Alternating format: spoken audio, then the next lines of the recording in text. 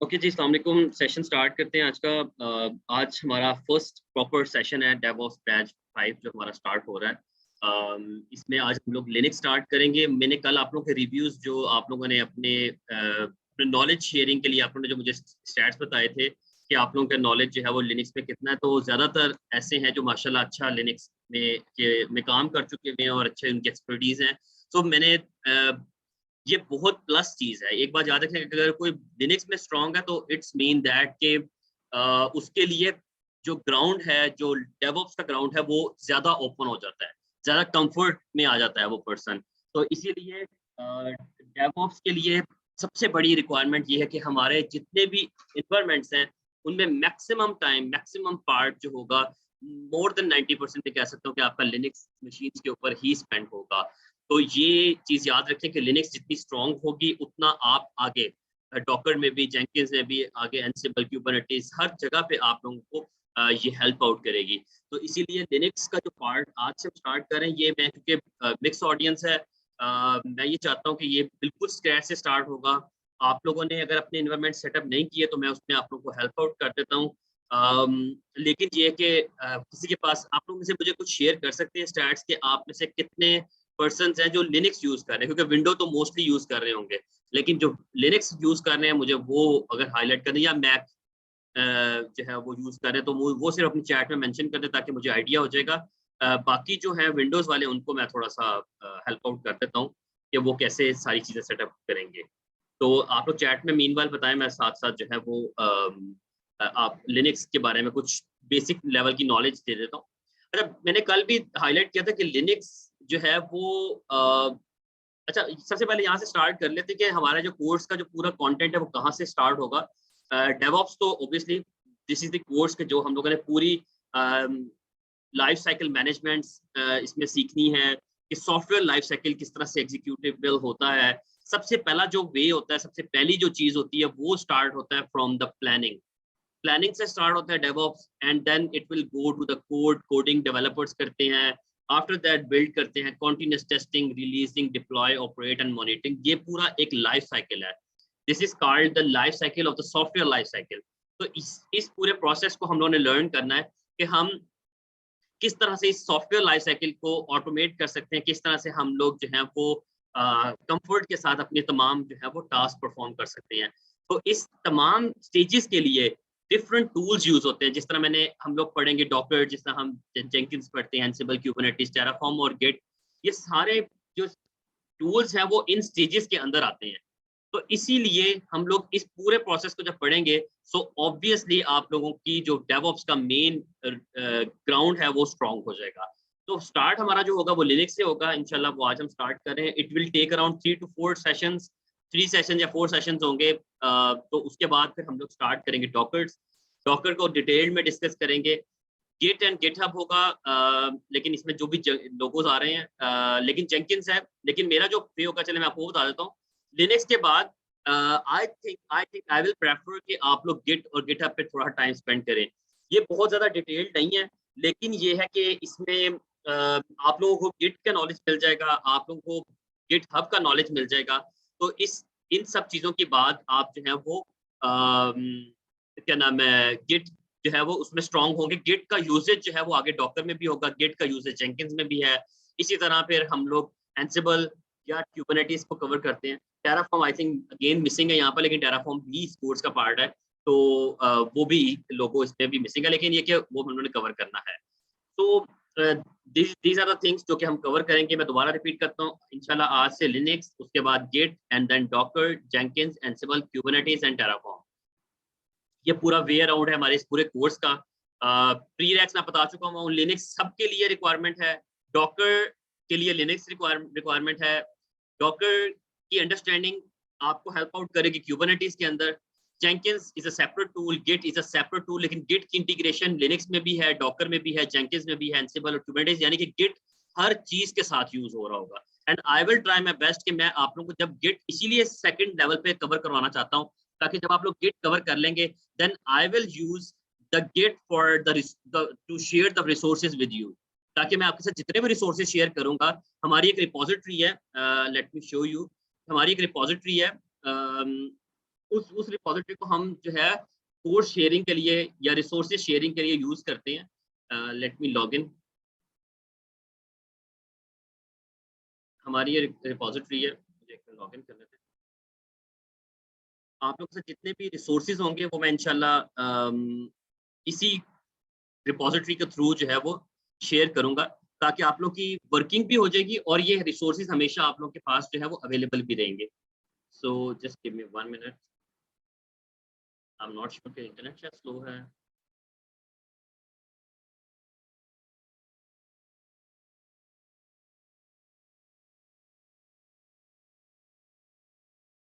करता हूँ।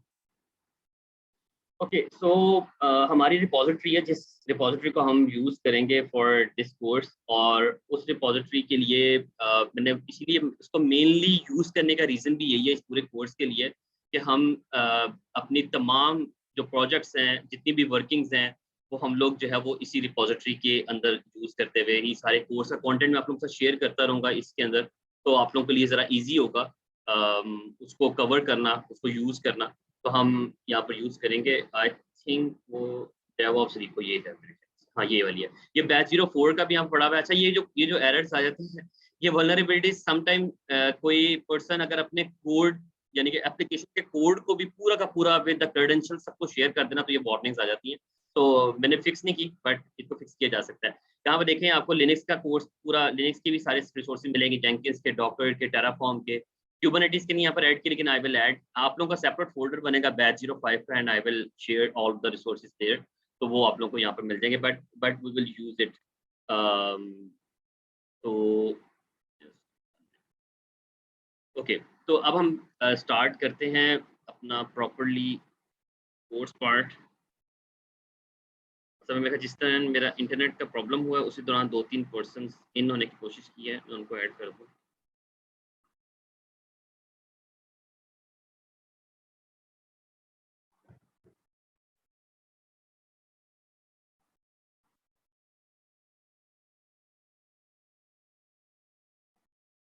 Okay okay, सो Linux के बारे में मैं वैसे आप लोगों को काफ़ी हद तक पता है, मैंने कल भी सारी डिटेल शेयर की थी कि Linux is the most commonly used operating system in the world, for specially for the server level, जहाँ पर एप्लीकेशंस आप होस्ट करते हैं, जहाँ पर आप अपनी रिसोर्सेज जो है वो रन करते हैं, वहाँ पर सबसे ज़्यादा कॉमनली यूज़ होने वाला ऑपरेटिंग सिस्टम जो है वो लिनक्स है।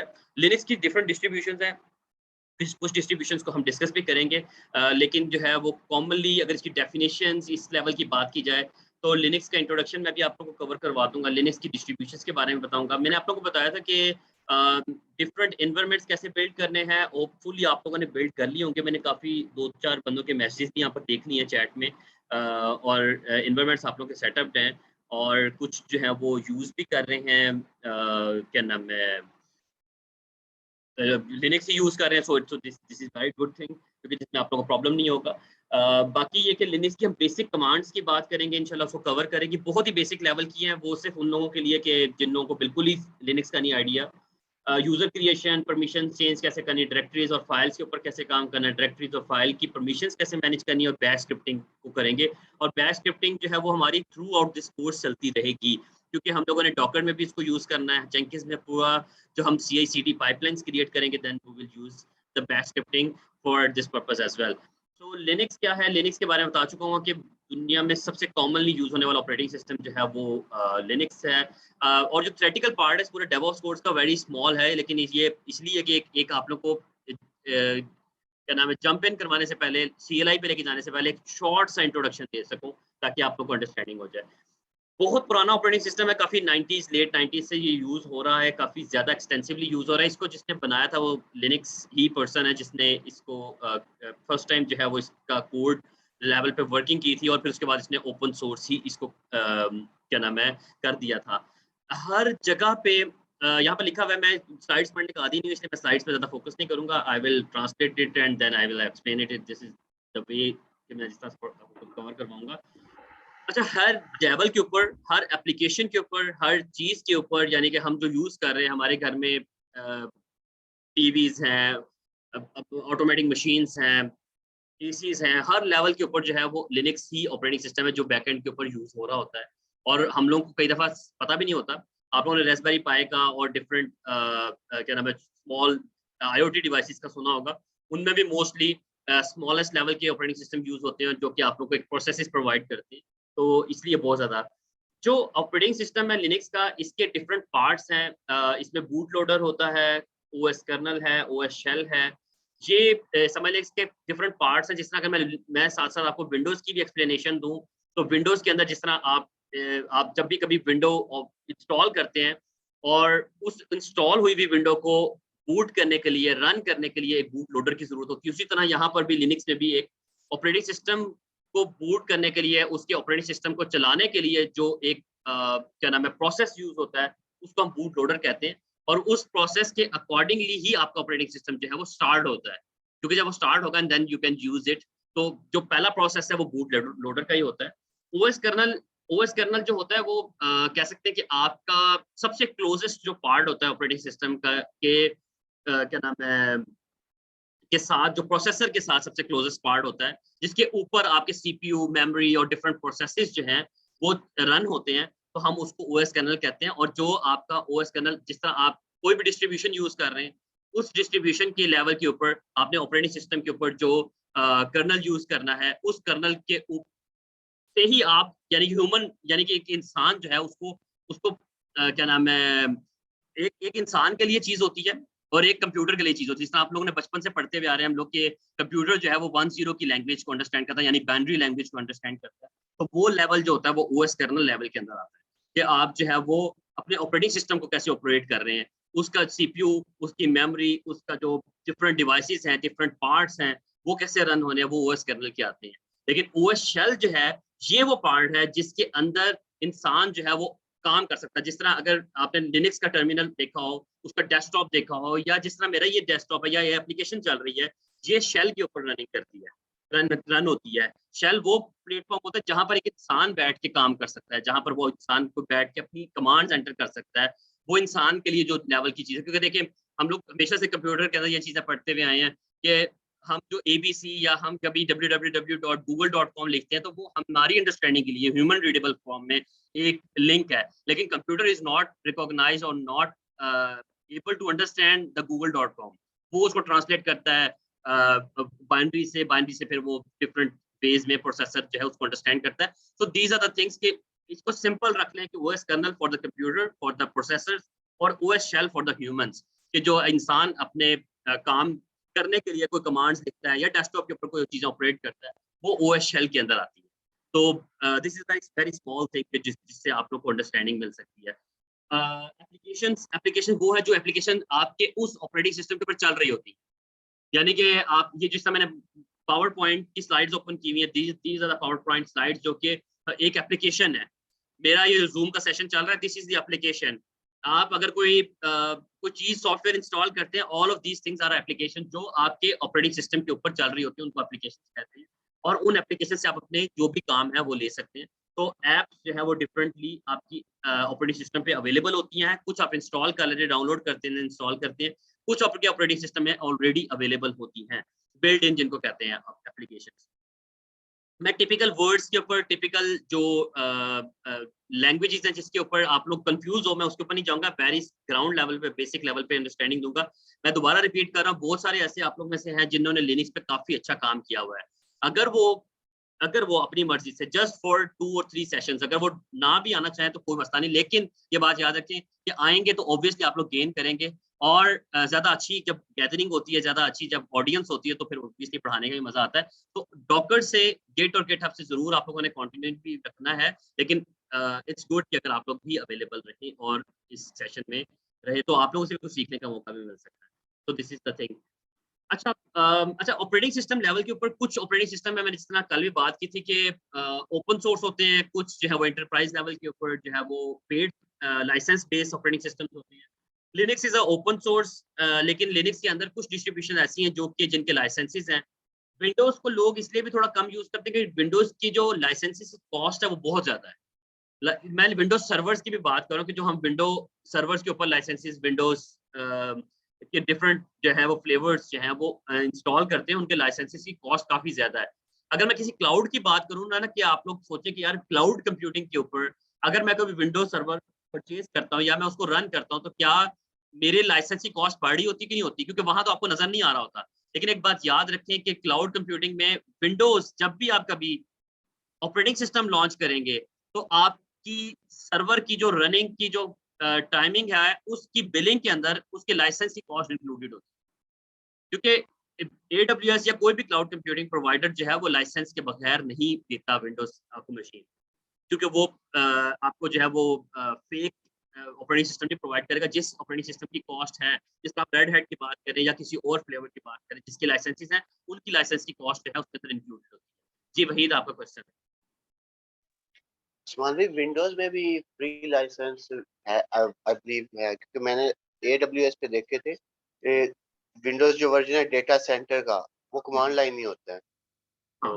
वो भी आई बिलीव कि फ्री है वो भी।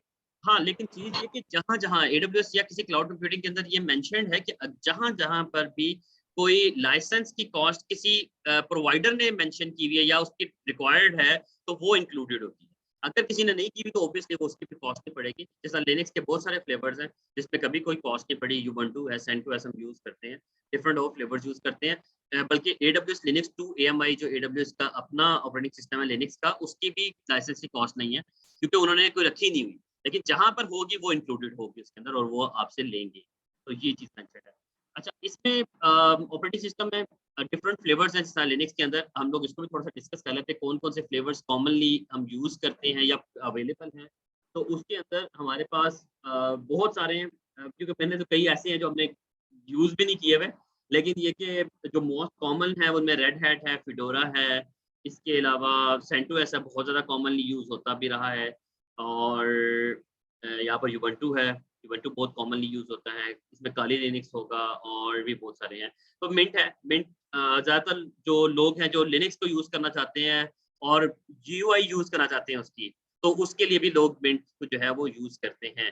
तो इसीलिए ये सारे फ्लेवर्स हैं जो कॉमनली वैसे अदरवाइज़ यहाँ तक इतना यानी कि लोग करते हैं कि कुछ लोगों को जो जिनकी लिनक्स में ज़्यादा एक्सपर्टीज़ है, वो अपने नाम से या अपनी कंपनीज़ अपने नाम से भी ऑपरेटिंग सिस्टम लॉन्च कर सकती हैं क्योंकि इसका कोड ओपनली अवेलेबल है ऑन इंटरनेट कि जिसको आप अब यूज़ करके सोर्स कोड को यूज़ करके अपना ऑपरेटिंग सिस्टम भी बना सकते हैं। तो लोग बनाते हैं, कंपनीज़ भी बनाती हैं जिनकी कुछ ऐसी स्पेसिफिक रिक्वायरमेंट होती हैं और कुछ ऐसे यानी प्रोफेशनल्स होते हैं जिनको होता है कि यार हम अपने नाम से ऑपरेटिंग सिस्टम लॉन्च करें तो वो लॉन्च करते हैं। तो इसलिए ये बहुत ज़्यादा क्या नाम है ओपनली अवेलेबल है और लोग अपने डिफरेंट नेम से इसको लॉन्च करते रहते हैं। तो डिफरेंट फ्लेवर्स हैं। हम अपने पूरे कोर्स के अंदर ज़्यादातर यूबंटू यूज़ करेंगे या सेंटोस यूज़ करेंगे। 2 हैं जिनको मैं यूज़ करूँगा। अंडरस्टैंडिंग आपकी दोनों से बन जाएगी। मार्केट के अंदर अगर आप मुझसे पूछें कि डेवऑप्स मार्केट के अंदर मुझे इतना अर्सा हो गया काम करते हुए, कौन से ऑपरेटिंग सिस्टम ज़्यादा लिनक्स के कॉमनली यूज़ हो रहे हैं? तो it's all depend on the organisation कि अगर उनके ऊपर कोई लाइसेंस की रिक्वायरमेंट है या उनकी कोई ऐसी रिस्ट्रिक्शन है तो फिर वो रेड हैट के ऊपर जाते हैं ज़्यादातर मैंने देखे हैं। अदरवाइज़ जो है वो अगर ओपन सोर्स पे रहना चाहते हैं तो मैंने ज़्यादातर जो है वो यूबंटू के ऊपर, डेबियन के ऊपर जाते देखे हैं। सेंटोस भी लिमिटेड कुछ कंपनीज़ है जो सेंटोस के ऊपर भी जाती है लेकिन ज़्यादातर मैंने जितने देखे हैं वो ये यूज़ करते हैं। एडब्ल्यूएस के ऊपर कुछ कंपनीज़ लिनक्स 2 एमआई पे जाती है but I will not recommend it मैंने यूज़ किया है। उनका ऑपरेटिंग सिस्टम इतना स्टेबल नहीं है। कुछ उसमें प्रॉब्लम्स हैं जिसकी वजह से आई विल रिकमेंड कि आप लोग जो है वो यूबंटू या सेंटोस यूज़ करें ज़्यादा बेटर है। तो वहाँ पर ये चीज़ें आ जाती हैं। अच्छा इसके अलावा लिनक्स का भी फाइल सिस्टम है जिस तरह हर एक ऑपरेटिंग सिस्टम का एक स्ट्रक्चर होता है समझ लें इस तरह लिनक्स का जो स्ट्रक्चर है लिनक्स का जो एक फाइल सिस्टम है वो ये है उसका ग्राफ भी ये है कि अगर कभी भी आप जिस तरह इसकी एग्जांपल मैं ग्राउंड लेवल पे इस तरह से दे सकता हूँ कि सपोज दैट कि आप अपना विंडो इंस्टॉल करते हैं अपने लैपटॉप के ऊपर तो कुछ फ़ोल्डर्स, कुछ डायरेक्टरीज़, कुछ फाइल्स खुद से बन जाती हैं, जो कि उसके बूटेबल प्रोसेस के अंदर यूज़ होती हैं, कुछ उसकी डिफ़ॉल्ट होती हैं। तो इसी तरह लिनक्स का भी जब भी ऑपरेटिंग सिस्टम आप सेटअप करते हैं या कोई भी फर्स्ट टाइम सेटअप करेंगे, तो आपके पास जो फाइल सिस्टम पूरा का पूरा बनेगा, वो ये फाइल सिस्टम है, जो बाय डिफ़ॉल्ट बन जाता है। ये रूट फाइल सिस्टम होता है कि आपको पूरा फाइल सिस्टम के अंदर different directories, different folders, different purposes के लिए यूज़ होते हैं। वो पर्पसेज़ भी हम डिस्कस करते हैं। इसमें रूट है, उसके बाद बिन, बूट और ये डिफरेंट है। मैं अभी अगली स्लाइड में इसको एक्सप्लेन भी करूँगा कि ये क्या-क्या करते हैं। मोस्टली कॉमनली कौन कौन से फोल्डर्स किस पर्पस के लिए बनाए गए हैं, but this is the default file system जो कि यूज होता है इन लिनक्स। इसमें अगर मैं शॉर्टली एक्सप्लेन करूं, ईटीसी बड़ा इंपॉर्टेंट है। ज़्यादातर कॉन्फ़िगरेशन, ज़्यादातर इंस्टॉलेशन जो भी आप करते हैं सॉफ्टवेयर्स की डिफरेंट, वो सारी इसके अंदर जाती हैं। होम डायरेक्टरी ये यूज होती है फॉर द यूजर्स, कि अगर आपने एक ही मशीन के अंदर आप सबके मैंने यूजर्स बनाए हुए हैं तो वो सारे होम के अंदर भी जाएंगे, होम के अंदर भी आप यूज करेंगे। माउंटिंग प्रोसेस के लिए एमएनटी यूज किया जाता है माउंट करने के लिए। टेम्परेरी यूज के लिए होता है, टेम्परेरी फाइल्स के लिए होता है जब आपका सिस्टम कभी रीबूट होता है या आप उसको बंद करते हैं, स्टॉप एंड स्टार्ट करते हैं, तो यहाँ पर पड़ी हुई फाइल सारी डिलीट हो जाती हैं। लेकिन अगर वो नहीं होता तो ऑब्वियसली यहाँ पर पड़ी भी रहती है। इसके अलावा वार डिफरेंट पर्पसेस के लिए होता है, लॉगिंग के लिए यूज करते हैं, कैशिंग के लिए यूज करते हैं यहाँ पर। और ये यूजर्स अभी मैं आगे स्लाइड में सारी डिस्कस भी करता हूँ। तो ये एक फाइल सिस्टम है जो कि हम यूज करते हैं। बिन के लिए लिखा हुआ है कि बिन जो है वो यूजर्स कमांड बाइनरीज के लिए स्टोर करने के लिए यूज होता है। बूटिंग प्रोसेस के लिए, बूट लोडर के लिए बूट की डायरेक्टरी यूज होती है। डेव की डायरेक्टरी जो है वो डिवाइस फाइल्स के लिए यूज होती है। ईटीसी के बारे में आपको बताया था कि जितने भी सिस्टम लेवल की कॉन्फ़िगरेशंस हैं, जितने भी इंस्टॉलेशंस हैं, वो सारी ईटीसी के अंदर जाती हैं।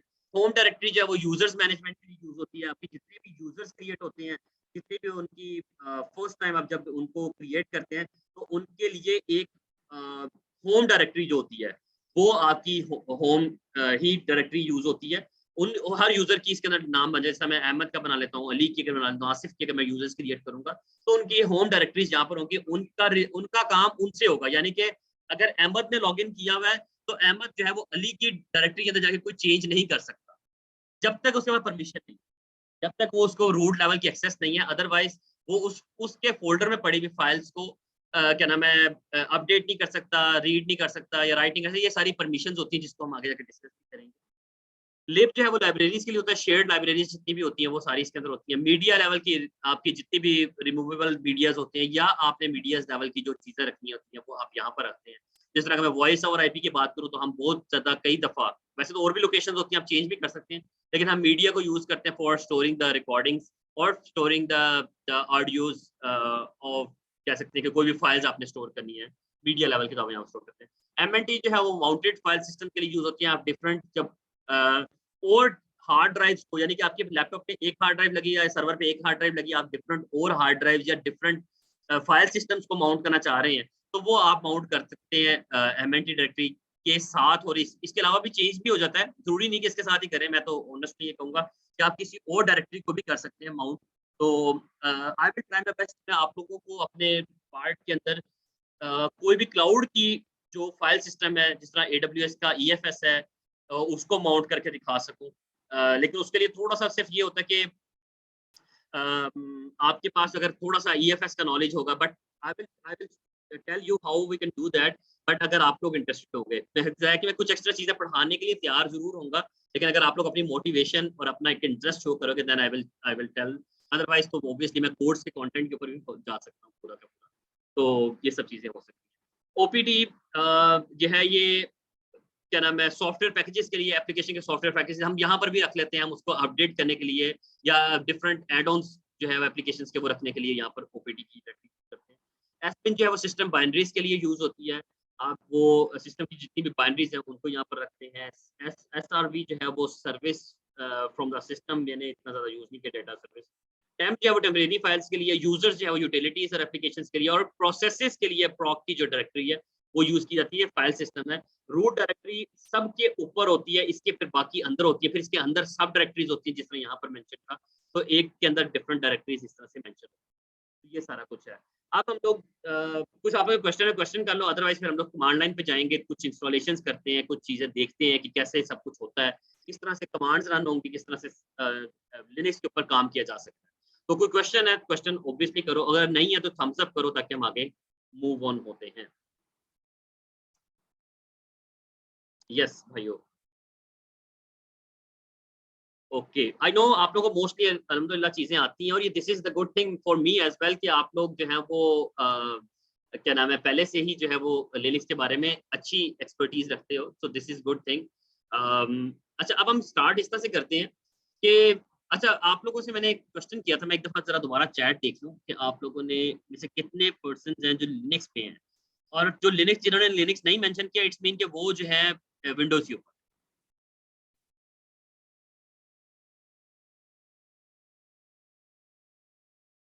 ठीक है, हमजा ने कहा है कि उसने लिनक्स इंस्टॉल कर ली हुई है, दैट्स गुड, वेरी गुड, ये अच्छी चीज़ है।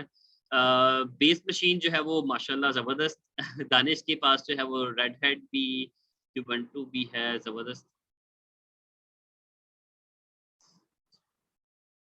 ठीक है, ज़बरदस्त है। वहीद ने भी कहा है वहीद सेटअप रखना, कोई भी यूज़ कर लो but Ubuntu I will prefer, क्योंकि मैं पूरे थ्रू आउट कोर्स में एक, क्योंकि कोई किसी न किसी एक ऑपरेटिंग सिस्टम को रेफरेंस के तौर पे लेके चलना था, तो मैं उबंटू को लेके जाऊँगा।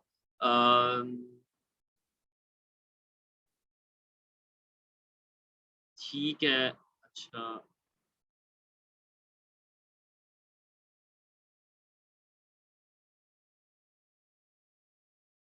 ठीक है। ठीक है, आप लोग कर लेना, जिसके पास अगर विंडो है और अगर वो विंडो के ऊपर अभी वर्किंग करना चाहता है, उसको कोई इंस्टॉलेशन नहीं करनी पड़ेगी। मैंने कल भी आपको बताया था कि यहाँ पर विंडो में एक स्टोर होता है जिसको हम कहते हैं माइक्रोसॉफ्ट स्टोर। इसको ओपन करें, इसको ओपन करने के बाद ये बड़ा क्विक सा वे है, इस ये बल्कि मैं कहता हूँ कि ज़रा अच्छा है, आप लोग अगर इसको यूज़ भी कर लें, नॉट बैड, आपको पूरा लिनक्स का एनवायरनमेंट मिल जाएगा। आप उबंटू लिखें यहाँ पर, उबंटू लिख के ये अल्ट क्या, ये नहीं हमने करना, ये कुछ और है हमने उबंटू करना है, उबंटू। ओके, आप लोगों ने सिर्फ यहाँ पर जाना है, 20.04 कर लें या 18.04 कर लें, कोई मसला नहीं। मैंने 20.04 किया, आप इस पे क्लिक करेंगे, यहाँ पर गेट पे क्लिक करेंगे, ये थोड़ी देर में इंस्टॉल हो जाएगा और उसके बाद आपको ये मिल जाएगा। मैंने ये इंस्टॉल किया हुआ है, मैं आपको इसका भी बता देता हूँ। ये एक ना टर्मिनल है और इसके अंदर मल्टीपल टर्मिनल्स इंस्टॉल हो जाते हैं।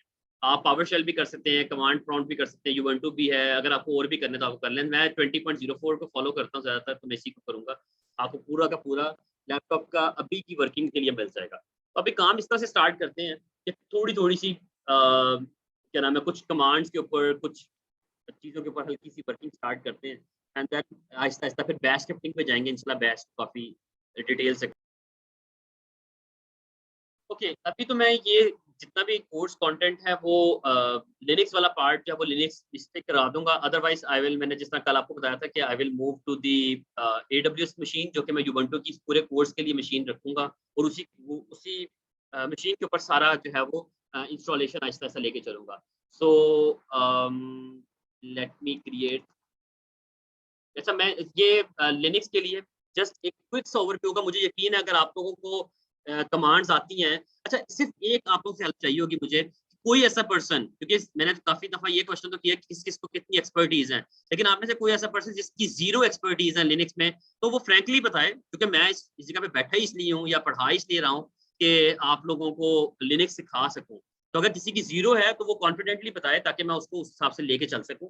अदरवाइज़ जो है मैं फिर क्विकली ये चीज़ें क्या नाम है गो थ्रू करूँगा। ठीक है, मुझे हमज़ा की तरफ से आया, बाकी अगर कोई और भी है तो ओपनली बता सकता है। या अगर कह सकते हैं 1, 2, 3 के अंदर रेटिंग आती है 10 में से, यानी कि उसका भी यही मतलब है कि हाँ, आसिफ ने भी बताया, दैट्स गुड। कॉन्फिडेंट के साथ बताना है, क्योंकि obviously this is the thing कि मैं पढ़ाने ही यहाँ पर आया हूँ। सो अली भी 2%, दैट्स गुड, दैट्स गुड। तो क्योंकि मुझे ये आइडिया हो गया, अब मैं थोड़ा-सा ज़्यादा स्पीड नहीं मारूँगा, ज़्यादा तेज़ी से नहीं जाऊँगा एंड आई विल कि ट्राई कि मैं, अच्छा मैं सबसे पहले ना एक इस चीज़ को छोड़ दें जिनको नहीं भी समझ आती, लेकिन जब आएगी तो मैं बता दूँगा कि क्या किया है मैंने। अच्छा, मैंने वैसे एक फ़ोल्डर बना लिया मैं, ताकि उसके अंदर ना क्या नाम है, आप लोगों को सब कुछ करवा सकूँ। आपका जितना भी लिनक्स का पार्ट होगा वो इसी में डायरेक्टरी के अंदर करूँगा। अच्छा स्टार्ट करते हैं, बहुत क्या नाम है बेसिक से स्टार्ट करते हैं कि सबसे पहले एक होता है कि लिनक्स के अंदर अगर हमें कंटेंट जो है वो, सबसे पहले तो हमारी ये होता है, सबसे पहला पार्ट ये होता है, अगर मैं अपने फाइल सिस्टम की डिस्कस करूँ तो फाइल सिस्टम में आप लोगों ने ये देखा था कि फाइल सिस्टम में हम लोगों को ये देखना होता है कि भाई हमने जब फाइल सिस्टम या किसी मशीन को ऑन किया है तो हम किस जगह पे बैठे हुए हैं। तो उसके लिए सबसे पहली चीज़ ये होती है कि हमें अपनी लोकेशन देखनी होती है कि हम किस लोकेशन के ऊपर बैठे हुए हैं और उस लोकेशन के ऊपर बैठ के हम अपनी क्या नाम है आइडेंटिफ़ाई करते हैं कि क्या हम सही जगह पे हैं और सही जगह पे बैठ के हम काम कर रहे हैं या हम लोग जो है वो किसी और डायरेक्टरी में बैठे हुए हैं। तो उसके लिए जो सबसे पहली कमांड होती है उसका पीडब्ल्यूडी, ये प्रेजेंट वर्किंग डायरेक्टरी। पीडब्ल्यूडी की कमांड यूज़ होती है for to check, to verify your current location कि आप इस टाइम किस जगह पे बैठे हुए हो। तो ये मुझे चीज़ बता रही है कि मैंने क्या कहा था कि जब भी कोई यूजर क्रिएट होता है तो उसकी डिफॉल्ट डायरेक्टरी होम होती है और यूजर का नाम होता है। तो मेरा यूजर का नाम उस्मान है, होम डायरेक्टरी के अंदर एक यूजर उस्मान है और उसके अंदर एक DevOps B5 का एक डायरेक्टरी है, एक फोल्डर है। अच्छा, डायरेक्टरी का वर्ड लिनक्स में यूज होता है, फोल्डर का वर्ड विंडो में यूज होता है, इसलिए कंफ्यूज नहीं होना, सेम थिंग है, फोल्डर कह लें डायरेक्टरी कह लें, बट अंडरस्टैंडिंग होनी चाहिए। मैं इसको थोड़ा और जूम कर लेता ताकि आप लोगों को जरा क्लैरिटी भी रहे। तो हमें सबसे पहली चीज ये देखनी होती है कि क्या मैं अपनी लोकेशन, जिस लोकेशन पे बैठ के मैंने काम करना है, क्या मैं उस लोकेशन पे ही हूँ या मैं किसी और डायरेक्टरी में बैठा हुआ हूँ। क्योंकि अगर हम लोग GUI की बात करें तो GUI में तो हमें पता चल जाता है कि हम यहाँ से गए, किस जगह पे गए, किस फोल्डर में गए, क्या क्या कुछ किया। लेकिन जब आप कमांड लाइन के ऊपर होते हैं तो कमांड लाइन के ऊपर आपको जाके ये चेक करना होता है कि आपकी लोकेशन क्या है। ये ना हो कि आप किसी और फोल्डर में बैठ के कोई और फाइलें रिमूव कर दें या डिलीट कर दें, तो इसीलिए आपको अपनी लोकेशन चेक करनी होती है, वो आप चेक करते हैं PWD की कमांड से। ठीक है, मैं आपको डॉक्यूमेंट पूरा दूंगा, आप लोग उसको देख लेना, इसलिए कमांड स्पेशल नोट करने की जरूरत नहीं है, अंडरस्टैंड कर लें। इसके बाद होता है कि LS की कमांड। LS की कमांड होती है, इसको कहते हैं लिस्ट। मैं इसके आगे लिख भी देता हूँ, चलिए इसको छोड़ें। LS की कमांड क्या करता है, ये आपको जिस तरह विंडो के अंदर अगर मैं यहाँ पर कोई फोल्डर ओपन करता हूँ, ये मेरा एक फोल्डर है, ये मेरा एक फोल्डर है लिनक्स का, उसके अंदर जो कंटेंट पड़ा हुआ है, अगर मुझे उस कंटेंट को देखना है तो लिनक्स के अंदर जो चीज कंटेंट को देखने की कमांड यूज होती है उसको LS कहते हैं। लिस्ट करो कि भाई मेरा कंटेंट यहाँ पर क्या पड़ा हुआ है, तो इसके अंदर कुछ पड़ा ही नहीं हुआ, इसलिए उसने कहा कुछ भी नहीं है, उसने यानी एरर भी नहीं दिया लेकिन उसने कुछ दिखाया भी नहीं। लेकिन जब पड़ा होगा तो ऑब्वियसली वो दिखाएगा भी, आप तो आपको प्रॉपर्ली तरीके से दिखा देगा। आप एक काम करते हैं कि यहाँ पर कुछ क्रिएट करते हैं, जस्ट 1 मिनट। ओके, तो लिस्ट की कमांड से बता रहा था कि अब हम इसके अंदर कुछ क्रिएट करते हैं ताकि क्रिएट करके कुछ देखें तो सही कि भाई इसके अंदर कुछ अवेलेबल है या नहीं है। अच्छा, इसको क्रिएट करने से पहले भी मैं आपको एक और कमांड का बता देता हूँ। मैं यहाँ पर बल्कि साथ साथ नोट पैड पे आप लोगों के लिए लिखता रहता हूँ ताकि मुझे भी याद रहे और आपको भी याद रहे कि मैंने कौन कौन सी कमांड्स बता दी है। सबसे पहले मैंने आपको बताई है PWD, इसका मतलब होता है प्रेजेंट वर्किंग डायरेक्टरी। ठीक है, तो ये प्रेजेंट वर्किंग डायरेक्टरी थी। इसके बाद मैंने आपको बताया LSC कमांड। LSC कमांड करती है लिस्ट कंटेंट, कि आपके फोल्डर के अंदर जो जो कंटेंट पड़ा हुआ है वो क्या पड़ा हुआ है, तो हम लिस्ट कर सकते हैं। इसके बाद अब जो मैं कमांड बताने लगा वो है CD। CD की कमांड होती है, इसको कहते हैं चेंज डायरेक्टरी। ये पावर शेल में भी होती है, ऑब्वियसली पावर शेल की CLI पे भी यही यूज होती है और लिनक्स बैश में भी यही यूज होती है। CD की कमांड होती है चेंज डायरेक्टरी। अच्छा, CD की कमांड लिनक्स में यूज करने का बड़ा एक मजे का तरीका ये है, अगर आप बैठे हुए हो इस जगह पे, अगर मैं इस जगह पे बैठ के CD की कमांड खाली एंटर करूंगा तो मैं डायरेक्टली इस जगह पे चला जाऊं, यानी कि इस जगह पे, क्योंकि मैं रूट मेरा ये है ना, मेरा जो रूट होगा, मेरा जो मेन लोकेशन, जब मैं लॉग इन किया था, यानी कि जब मैंने ये अपना टर्मिनल ओपन किया था, तो मैं जिस लोकेशन पे था ना, यहाँ पर मैं इस लोकेशन पे आ जाऊंगा। कैसे? अगर मैं यहाँ पर CD लिखूंगा तो ये वापस चला जाएगा अपनी एक्चुअल लोकेशन। ठीक है, कि आपकी एक्चुअल लोकेशन पे आने के लिए आप ये कमांड लिखते हैं। अगर आप खाली CD लिखते हैं, आगे जाके मैं आपको बताऊंगा कि 2-3 और CD की कमांड, यानी कि चेंज डायरेक्टरी की कमांड लिखने के और भी 2-3 तरीके हैं, but this is one of the way कि जिससे आप अपनी डिफॉल्ट लोकेशन के ऊपर आ जाते हैं। तो इसके मैं लिख रहा हूँ कि अगर आपने CD की कमांड जो है वो खाली लिखी तो आप जो है वो अपनी एक्चुअल रूट लोकेशन के ऊपर, यानी डिफॉल्ट लोकेशन के ऊपर जो है वो आप वापस आ जाएंगे, अगर आपने खाली CD की कमांड लिखी। ठीक है, मैं आगे जाके आपको और भी चीजें बताता हूँ कि और CD की कमांड कैसे लिखते हैं। बट फर्स्ट ऑफ ऑल हम यहाँ कुछ कंटेंट क्रिएट करते हैं ताकि उस कंटेंट को फिर हम देख भी तो सकें कि यार LS की कमांड ने कुछ दिखाया नहीं मुझे, कंटेंट होगा तो दिखाएगा। तो कंटेंट क्रिएट कैसे होता है, लेट्स सी। अब मैं LS की कमांड करता हूँ, कुछ भी नहीं अवेलेबल। लिनक्स के अंदर एक कमांड यूज होती है और वो कमांड है टच। टच की कमांड यूज होती है कि अगर आप क्रिएट करना चाहते हैं एनी फाइल विदाउट, ये मैं जूम आउट थोड़ा सा बड़ा कर लेता, विदाउट एंड, अगर आप एक फाइल क्रिएट करना चाहते हैं और उसके अंदर नहीं जाना चाहते, यानी कि किस तरह से, मैं विंडो की मिसाल दोबारा दूंगा कि अगर मैं इस फोल्डर में एक फाइल क्रिएट करना चाहता हूं लेकिन मैं उस फाइल के अंदर नहीं जाना चाहता, यानी कि मैं यहां से जाऊंगा, न्यू में जाऊंगा, टेक्स्ट डॉक्यूमेंट क्रिएट करूंगा और लिखूंगा टेस्ट। एंटर। अब देखो मैंने क्रिएट तो किया लेकिन इसके अंदर तो नहीं गया, यानी कि इसको ओपन तो नहीं किया। ओपन करने के लिए मैं डबल क्लिक करूंगा, ओपन हो जाएगी, ये ओपन हो गई।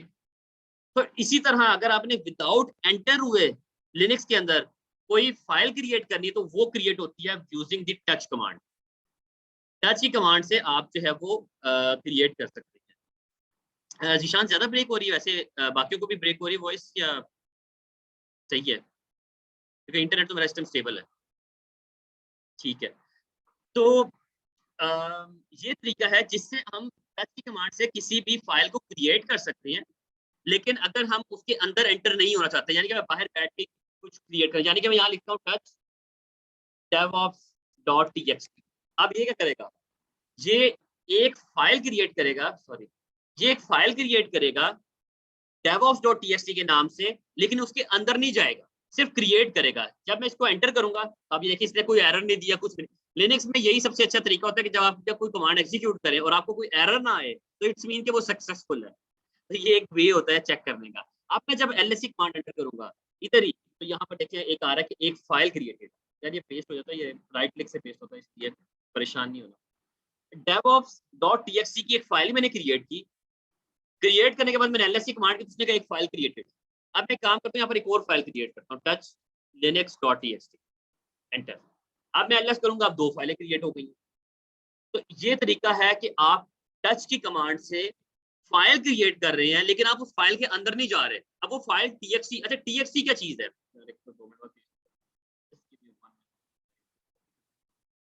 अच्छा txt क्या, txt एक्सटेंशन है। जिस तरह हम यहाँ पर अगर मैं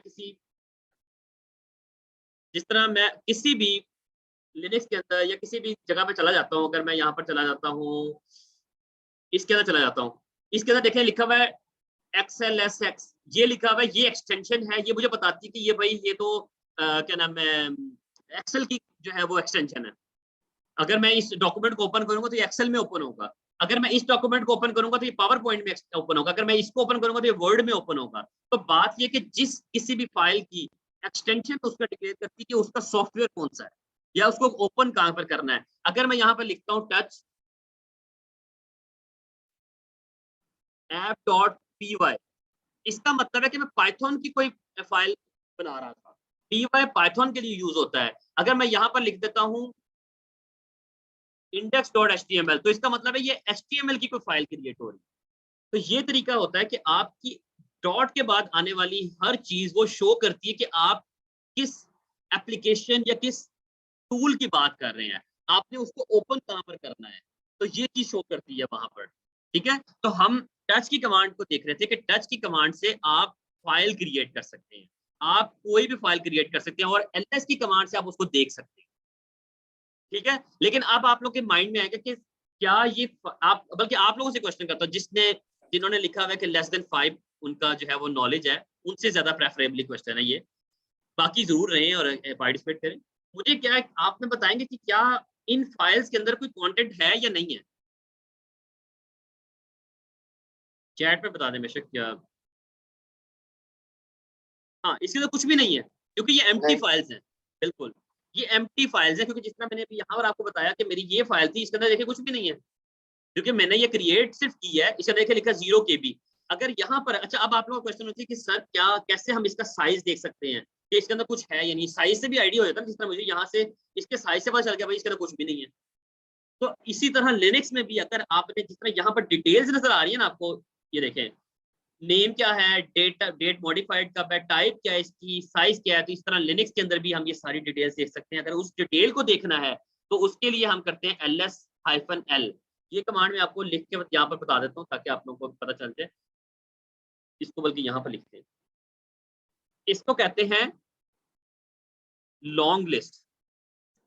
लॉन्ग लिस्ट का मतलब होता है कि आप अपनी पूरी जो फाइल्स की डिटेल्स है, डायरेक्टरीज है, उसकी जितनी भी है कि भाई वो कब बनी थी, किस नाम से बनी है, किसने बनाई थी। लिनक्स में एक दो चीजें एक्स्ट्रा भी होती हैं, वो भी मैं आपको दिखाऊंगा, लेकिन उसका साइज क्या है, डेट मॉडिफिकेशन क्या है, ये सब कुछ आपको बताने के लिए आप ls-l की कमांड यूज करते हैं। मैं ये यूज करूंगा तो अब इसका पहले इसका व्यू यूं था, अब इसका रिजल्ट इस तरह हो गया। अब देखें यहाँ पर ये चीज जो आ रही है इंशाल्लाह इसको भी हम कवर करेंगे, ये क्या मतलब है, इसका क्या मतलब है, ये भी हम देखेंगे इंशाल्लाह। लेकिन ये जो 000 है ये इसका साइज है। ये आगे डेट है कि कब ये बनी थी, ये इसका फाइल का नाम है जो फाइल हमने क्रिएट की। तो बात ये है कि ये 000 शो करता है कि भाई ये फाइल्स कुछ भी नहीं है इसके अंदर। समझ आया? टच की कमांड से हम फाइल क्रिएट करते हैं विदाउट एंटरिंग इन इट। हम उसके अंदर घुसे बगैर या एंटर हुए बगैर हम एक फाइल क्रिएट करते हैं। ठीक है? तो फाइल क्रिएट हो गई, कुछ भी नहीं लिखा हमने, नहीं अभी लिखना, हमने फाइल क्रिएट कर दी। लेकिन बात अब ये है कि मैं यहाँ पे अच्छा इस क्लियर की कमांड भी बता देता हूँ। मैं वैसे तो ऑब्वियसली ये बहुत कॉमनली यूज़ होने वाली है। क्लियर का मतलब होता है जब आप काफ़ी ज़्यादा टर्मिनल पे काम कर रहे होते हो, आपने अपना टर्मिनल जो है, ये टर्मिनल विंडो कह सकते हैं या टर्मिनल का जो आपका व्यू आ रहा है सामने, उसको क्लियर करने के लिए, कोड को साफ करने के लिए आप क्लियर की कमांड करेंगे तो आपका पेज रीसेट हो जाएगा। तो क्लियर की कमांड बहुत कॉमनली मैं यूज़ करता हूँ, मेरी बहुत आदत है बार-बार यूज़ करने की, तो क्लियर से हो जाता है क्लियर। अब मैं यहाँ पर लिखता हूँ ls-l, तो ये सारी यहाँ पर कमांड्स आ रही हैं। अब बात आती है कि भई हमने फाइल्स क्रिएट करनी है। अब हम फाइल्स तो क्रिएट कर ली, इसके अंदर कुछ लिखना भी है, वो भी मैं इंशाल्लाह लिखूँगा। लेकिन हम पहले ये करते हैं कि फ़ोल्डर क्रिएट करते हैं कि भाई फ़ोल्डर कैसे क्रिएट होना है। तो फ़ोल्डर क्रिएट होने की जो कमांड है, वो है mkdir, इसे कहते हैं मेक डायरेक्टरी। क्या हो गया? डायरेक्टरी। मेक डायरेक्टरी की कमांड है। ये करेगी आपके लिए फ़ोल्डर क्रिएट करने की, और ये भी फ़ोल्डर क्रिएट करती है उसके अंदर एंटर हुए बगैर। यानी कि इसका मतलब ये कि मैं यहाँ पर गया, यहाँ पर राइट क्लिक किया और यहाँ पर मैंने फ़ोल्डर क्रिएट किया, टेस्ट, एंटर। अब मैं फ़ोल्डर तो क्रिएट हुआ है, लेकिन उसके अंदर तो नहीं मैं गया, तो इसीलिए मैं इनको डिलीट भी करता रहता हूँ, इनको गंद पड़ जाएगा। तो ये क्रिएट करने का तरीका है कि मैं यहाँ पर लिखता हूँ डेवऑप्स, बस, ठीक है? मैंने डेवऑप्स लिखा, एंटर कर दिया। एलएस की कमांड यूज़ करता हूँ, या मेरी आदत है ls-l को कॉमनली मैं यूज़ करता हूँ, हमेशा मेरी आदत है मैं ls-l लिखता हूँ, तो इसीलिए मैं यही लिखूँगा। तो यहाँ पर देखें क्या आ गया है, डेवऑप्स। फ़ोल्डर एम्प्टी है, लेकिन डेवऑप्स का फ़ोल्डर क्रिएट हुआ है। अच्छा, और एक और इसमें निशानी ये होती है कि ये फ़ोल्डर है या ये फ़ाइल है, तो आप इसके शुरू में देखें, ये हम आगे जाके पढ़ेंगे, लेकिन फ़ोल्डर और फ़ाइल में सबसे बड़ा डिफ़रेंस ये होता है कि एक तो कलर चेंज हो गया है और दूसरा ये कि इसके आगे डी लिखा हुआ है। बाकियों के आगे कुछ नहीं लिखा हुआ है, लेकिन इसके आगे डी लिखा हुआ है। डी का मतलब है डायरेक्टरी। कि जब भी कोई डायरेक्टरी होगी इतनी सारे नामों में, तो उसका मतलब है कि ये डायरेक्टरी, इससे आपको पता चल जाएगा। तो ये इस तरह फ़ोल्डर क्रिएट कर सकते हैं, यानी कि डायरेक्टरी क्रिएट कर सकते हैं। तो यहाँ पर अगर 1 क्रिएट करना है, 2 क्रिएट करना है, तो मैं इस तरह से क्रिएट कर सकता हूँ। मैं यहाँ लिख देता हूँ लिनक्स, एंटर। अब मैं ls-l करूँगा तो ये 2 फ़ोल्डर क्रिएट हुए हैं, 2 डायरेक्टरीज़ क्रिएट हुई हैं। एक डायरेक्टरी का साइज़ जो बाय डिफ़ॉल्ट आप क्रिएट करते हैं, वो 4096 आ रहा होता है, ये बढ़ता जाता है, जैसे-जैसे आप इसमें कंटेंट रखते जाएँगे, ये बढ़ता जाएगा। ठीक है? तो इससे परेशान नहीं होना। दिस इज़ द थिंग कि जो एक फ़ोल्डर का एक बाय डिफ़ॉल्ट साइज़ आता है, वो यहाँ पर आता है, इस तरह से। अच्छा, दूसरी चीज़, अब एक चीज़ और आती है कि भाई हम लोगों ने, मैं क्लियर कर लेता हूँ। हम लोगों ने डायरेक्टरी क्रिएट कर ली, हम लोगों ने हम लोगों ने जो है वो क्या नाम है, वो फाइल्स क्रिएट कर ली। अच्छा दानिश, आप 1 मिनट।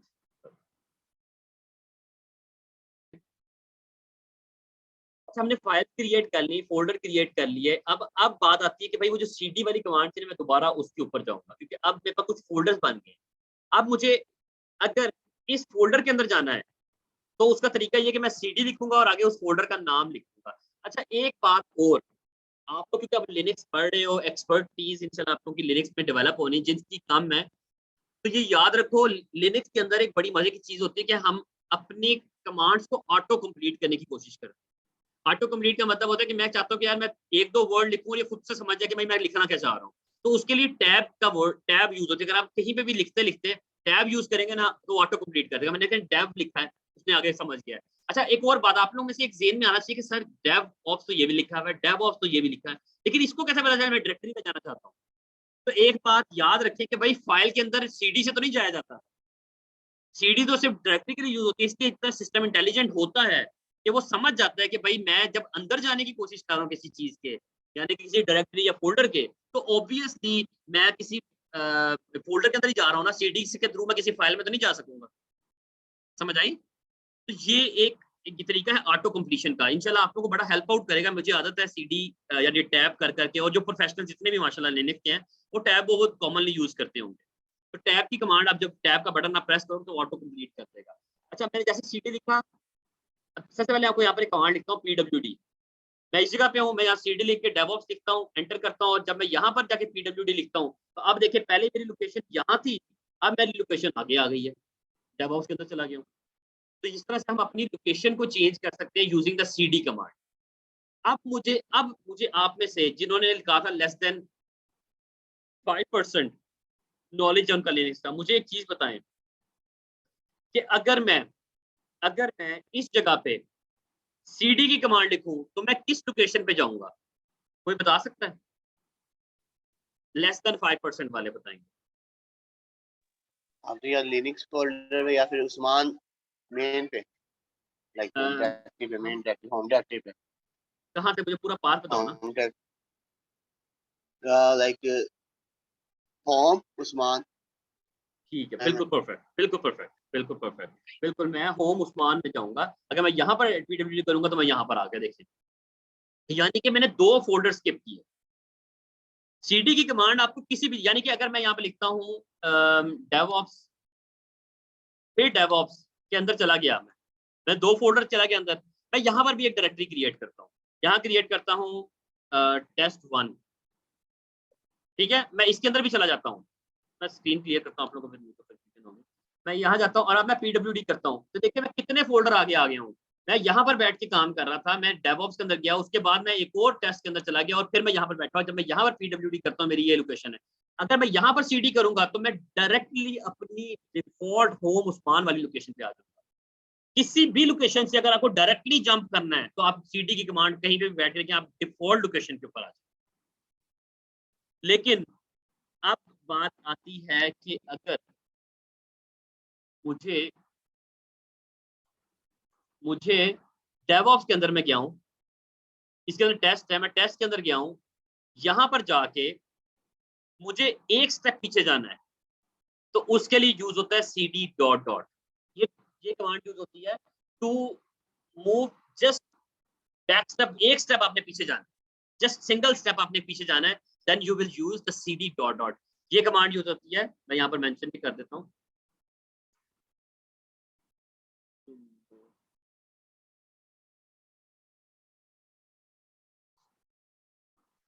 अगर आपको एक फोल्डर बैक पीछे जाना है तो आप ये यूज करें, तो ये क्या करेगा, ये आपको एक स्टेप पीछे ले आएगा। देखिए test1 से डेवऑप्स पे आ गया। अब मैं यहाँ पर देखता हूँ, यहाँ पर ये है, पहले मेरी लोकेशन ये थी, अब मेरी लोकेशन, अगर मुझे इससे भी एक स्टेप पीछे जाना है तो फिर मैं लिखूंगा, मैं यहाँ पर आ जाऊंगा।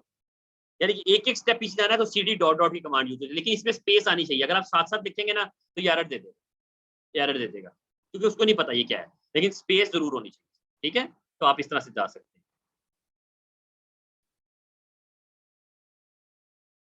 अच्छा, मैं यहाँ पर दोबारा ls करता हूँ, cd DevOps में जाता हूँ। अच्छा, मैंने यहाँ पर आप लोगों को बता दिया कि मेरे पास test1 सब कुछ अवेलेबल है, फाइल्स फोल्डर सब कुछ क्रिएट किया हुआ, मैं एक एक स्टेप पीछे जाना है, मैं इस तरह से जा सकता हूँ। अच्छा, मैंने सब कुछ मिटा के सब कुछ डाल दिया। अब मैं दोबारा बात करता हूँ, मैं शॉर्टली रिकैप करता हूँ, ये ना हो कि आप लोग भूल जाओ।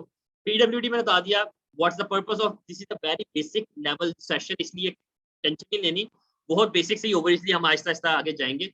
pwd की मैंने आपको बता दिया, प्रेजेंट वर्किंग डायरेक्टरी आपने चेक कर लिया, ls कमांड से आपने लिस्ट कर लिया, लॉन्ग लिस्ट से आपने चेक कर लिया कि भाई आपका कंटेंट जो पीछे नजर आ रहा है इसका साइज क्या है, यूजर कौन है, कब क्रिएट हुआ था, इसका सब डिटेल्स जो है यहाँ पर आ रही है। cd की कमांड से आप जो है वो डिफॉल्ट लोकेशन पे जाना है, तो आप एक दफा cd की कमांड यहाँ पर एंटर करेंगे तो आप जो है वो इसमें एक्चुअल पोजीशन में आ जाएंगे। और अगर आप जो है वो इस तरह से नहीं करता, कंफ्यूज ना हो जाओ। और अगर आपने cd डॉट डॉट करेंगे तो आप एक स्टेप पीछे जाएंगे। तो ये सब पे यूज होते हैं फॉरवर्ड स्लैश। टच की कमांड से मैंने आपको बताया था एम्प्टी फाइल क्रिएट होगी विदाउट आप उसमें एंटर हुए बगैर आप क्रिएट कर सकते हैं। क्लियर की कमांड से आप क्लियर करते हैं, mkdir से आप सिर्फ एक डायरेक्टरी क्रिएट करते हैं। एक लिनक्स में बहुत मजेदार चीज भी होती है, आपने विंडो में, यहाँ पर मैंने भी आपको दिखाया कि विंडो के अंदर आपने एक फोल्डर क्रिएट करना है, आप न्यू में जाएंगे फोल्डर क्रिएट करेंगे, लेकिन आप एक फोल्डर क्रिएट कर सकते हैं। आपने यहाँ किया test1, फिर आप इसके अंदर जाएंगे, फिर आप एक फोल्डर क्रिएट करेंगे test2 या test1। लेकिन अगर आपको यहाँ पर एक ही जगह पे 8-10 फोल्डर क्रिएट करें तो वो आप पावर शेल में तो कर सकते हैं, लेकिन आप इसमें नहीं कर सकते, यानी कि यूजिंग GUI नहीं कर सकते। तो लिनक्स के अंदर ये बड़ी मजे की चीज है कि अगर आपने यहाँ पर 10 फोल्डर भी क्रिएट करने हैं विद अ सिंगल कमांड तो आप वो भी कर सकते हैं। लाइक आप यहाँ लिखते हैं mkdir, लिखें डायरेक्टरी 1, डायरेक्टरी 2, डायरेक्टरी 3, आप जितनी मर्जी लिखते जाएं, ये फोल्डर्स बन रहे हैं। आपने जहां पर mkdir लिखा है कि मेक डायरेक्टरी को, तो ये 5 डायरेक्टरीज बना देगा। जब मैं इसको एंटर करूंगा, यहाँ पर देखें ls-l में 5 डायरेक्टरीज बन गई, 1 2 3 4 5, पहले वाली भी बनी हुई है और नई भी बन गई। तो लिनक्स में ये मजेदार चीज होती है कि आपको जितनी डायरेक्टरीज बनानी है, 5 में नहीं, यहाँ पर 100 बना लें, कोई मसला नहीं, बट बना सकते हैं, कोई लिमिटेशन नहीं। तो इस तरह से आप क्रिएट करते हैं मल्टीपल डायरेक्टरीज, ठीक है। तो लिनक्स के अंदर आप इस तरह से क्रिएट कर सकते हैं। अगर आपने यहाँ पर लिख देता हूँ mkdir to create multiple directories, तो आप क्या करेंगे, mkdir डायरेक्टरी 1 डायरेक्टरी, ये आप लोग के साथ मैं शेयर कर दूंगा ना, तो इसी सॉन, तो आपका क्या होगा कि मल्टीपल डायरेक्टरीज क्रिएट कर लेगा। और आपके साथ मैं इंशाल्लाह इस सेशन के बाद ये सारा कंटेंट शेयर कर दूंगा। वैसे मेरे पास एक प्रॉपर जो है वो भी बनी हुई है, क्या नाम है, एक्सेल की फाइल भी, वो भी मैं इंशाल्लाह आपके साथ शेयर कर दूंगा, तो आप लोगों को ये सारा कंटेंट भी वहाँ पर मिल जाएगा। एनीवेज, अब आप लोगों ने फाइल्स क्रिएट कर ली, फोल्डर्स क्रिएट कर लिए, यानी डायरेक्टरीज क्रिएट कर ली। अब एक चीज देखते हैं कि यार अभी तक हम लोगों ने इसके अंदर नहीं गए, किसी फाइल को अपडेट नहीं किया, यानी कि मैंने लिनक्स विंडो के अंदर अगर एक फाइल यहाँ से क्रिएट कर ली, यहाँ पर कर दी टेस्ट, इसके अंदर जाके मुझे कुछ लिखना है, यहाँ लिखना है कि वेलकम या हेलो वर्ल्ड लिखना है, तो ऑब्वियसली मुझे यहाँ तो पता है, लेकिन अगर मुझे लिनक्स में लिखना है तो उधर क्या करना है। तो एक बात याद रखें कि अभी मैंने इस फाइल को ओपन किया था, टेक्स्ट डॉक्यूमेंट को ओपन किया था इन अ नोटपैड। तो नोटपैड क्या चीज है, नोटपैड एक सॉफ्टवेयर है, टेक्स्ट एडिटर कहते हैं इसको, टेक्स्ट एडिटर है। वर्ड जो आपका ऑफिस वर्ड है, वो क्या चीज है, वो भी एक टेक्स्ट एडिटर है। अगर आप किसी भी चीज को लिखने के लिए कोई चीज यूज करते हैं या सॉफ्टवेयर यूज करते हैं, वो टेक्स्ट एडिटर होता है। तो लिनक्स के अंदर टेक्स्ट एडिटर्स जो कॉमनली यूज होते हैं, वो 2-3 कॉमनली यूज होने वाले टेक्स्ट एडिटर्स जो हैं, वो मैं यहाँ पर मेंशन कर देता हूँ। जो यूज होते हैं, जो सबसे ज्यादा कॉमनली यूज होते हैं, वो नैनो यूज होता है, विम यूज होता है, वी यूज होता है। मैं ज्यादातर हम लोग बहुत ज्यादा कॉमनली ये यूज करते हैं। इनमें सबसे ज्यादा कॉमनली ये दो हैं। वी को थोड़ा कम यूज है, लेकिन विम और नैनो बहुत ज्यादा कॉमनली इसके अंदर यूज होते हैं, स्पेशली जब आप क्या नाम है, कमांड लाइन पे काम कर रहे होते हैं। अब नैनो भी एक सॉफ्टवेयर है, वीएम भी एक सॉफ्टवेयर है जस्ट। और एक बात और, जिस तरह हम जब कभी भी विंडो इंस्टॉल करते हैं, तो नोटपैड कभी हमने इंस्टॉल किया है, कभी भी मेरा नहीं ख्याल किसी ने इंस्टॉल किया होगा, क्योंकि वो डिफॉल्ट उसके अंदर पड़ा होता है। इसी तरह जब भी आप कभी लिनक्स ऑपरेटिंग सिस्टम इंस्टॉल करते हैं, तो मोस्टली नैनो इंस्टॉल हुआ होता है। कॉमनली ज्यादातर ऑपरेटिंग सिस्टम के अंदर नैनो भी इंस्टॉल हुआ, लेकिन कुछ है, जिस तरह मैं कल अल्पाइन की बात कर रहा था, एक ऑपरेटिंग सिस्टम है, उसके अंदर कोई टेक्स्ट एडिटर इंस्टॉल ही नहीं हुआ होता बाय डिफॉल्ट, आपको करना पड़ता है, क्योंकि वो इसी वजह से लाइट वेट है कि उसके अंदर कुछ होता ही नहीं है, वो सिर्फ एक ऑपरेटिंग सिस्टम होता है बस।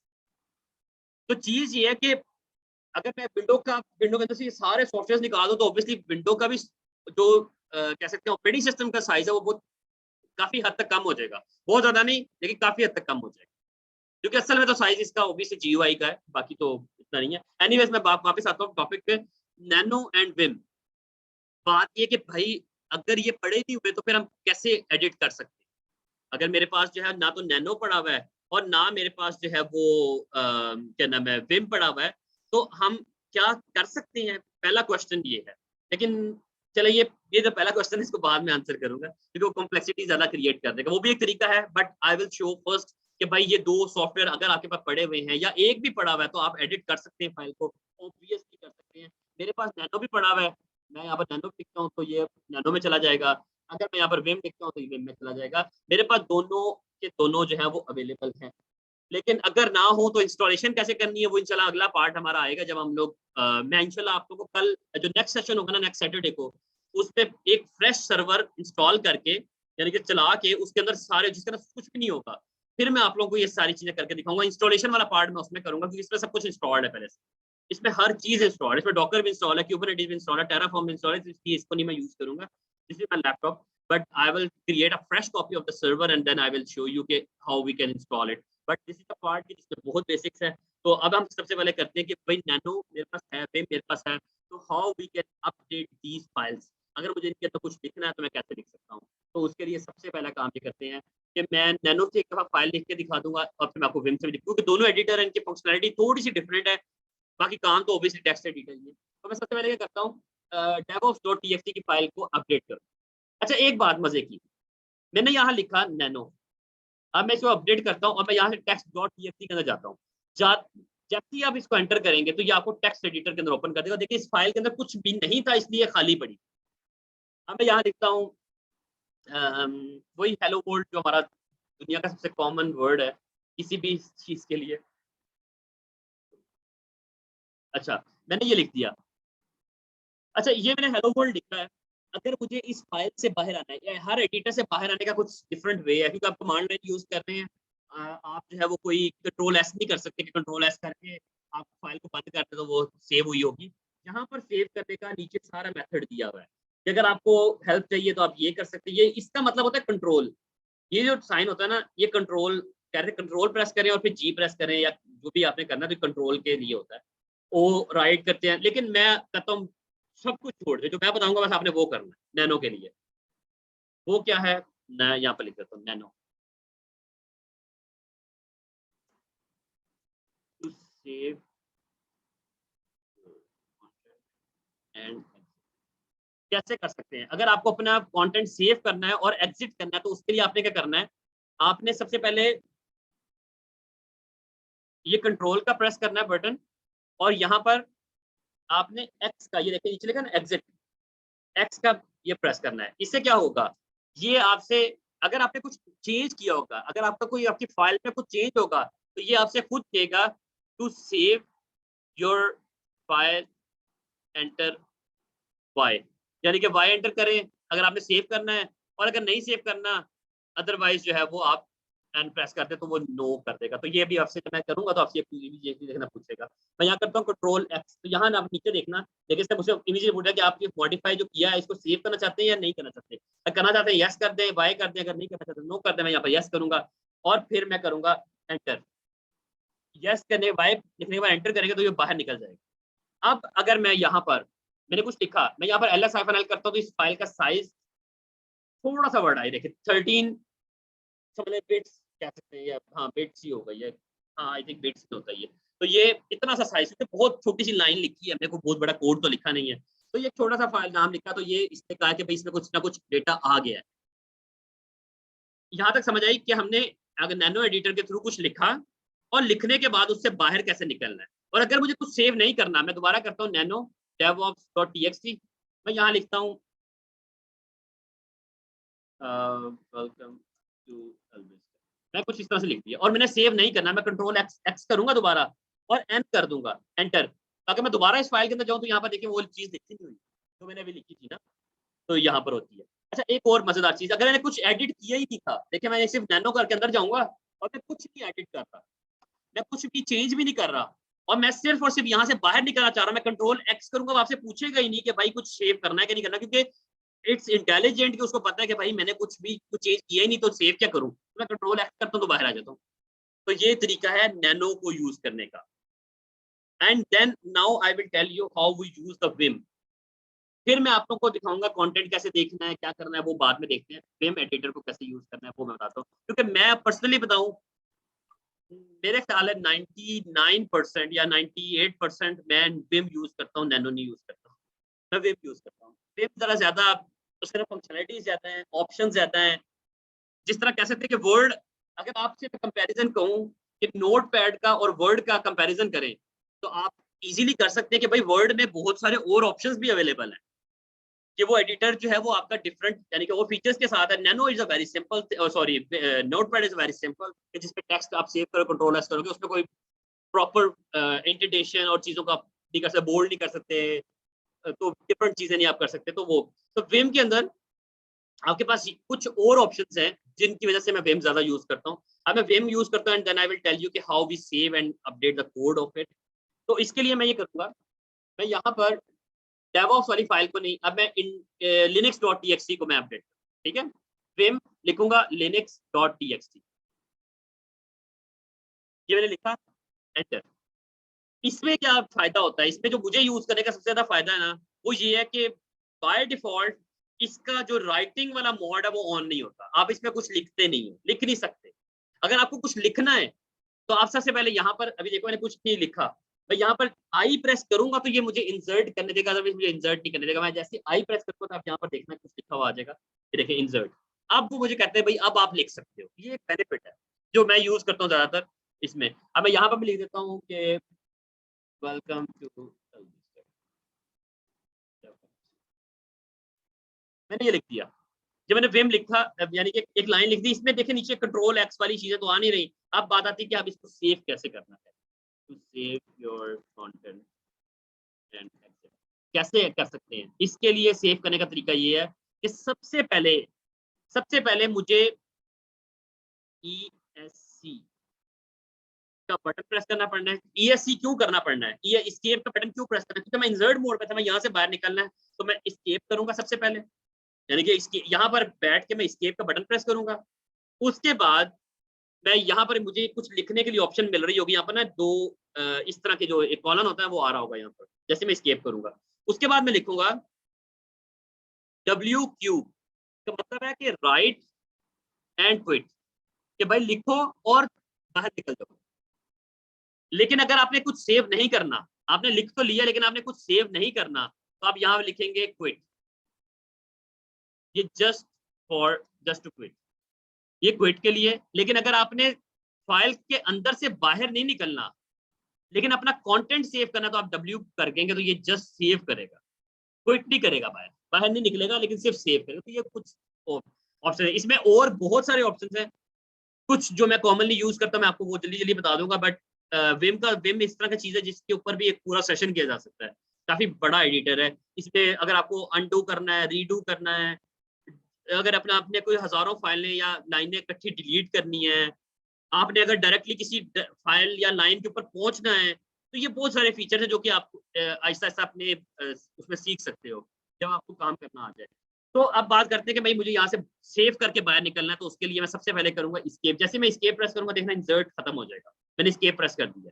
अब मैं क्या करूंगा, अच्छा मैं यहाँ पर एक चीज भूल गया था, मेरी आदत है मैं यहाँ पर कॉलन लगाएंगे, कॉलन के बाद ही आप लिखेंगे, ऐसे नहीं लिखेंगे।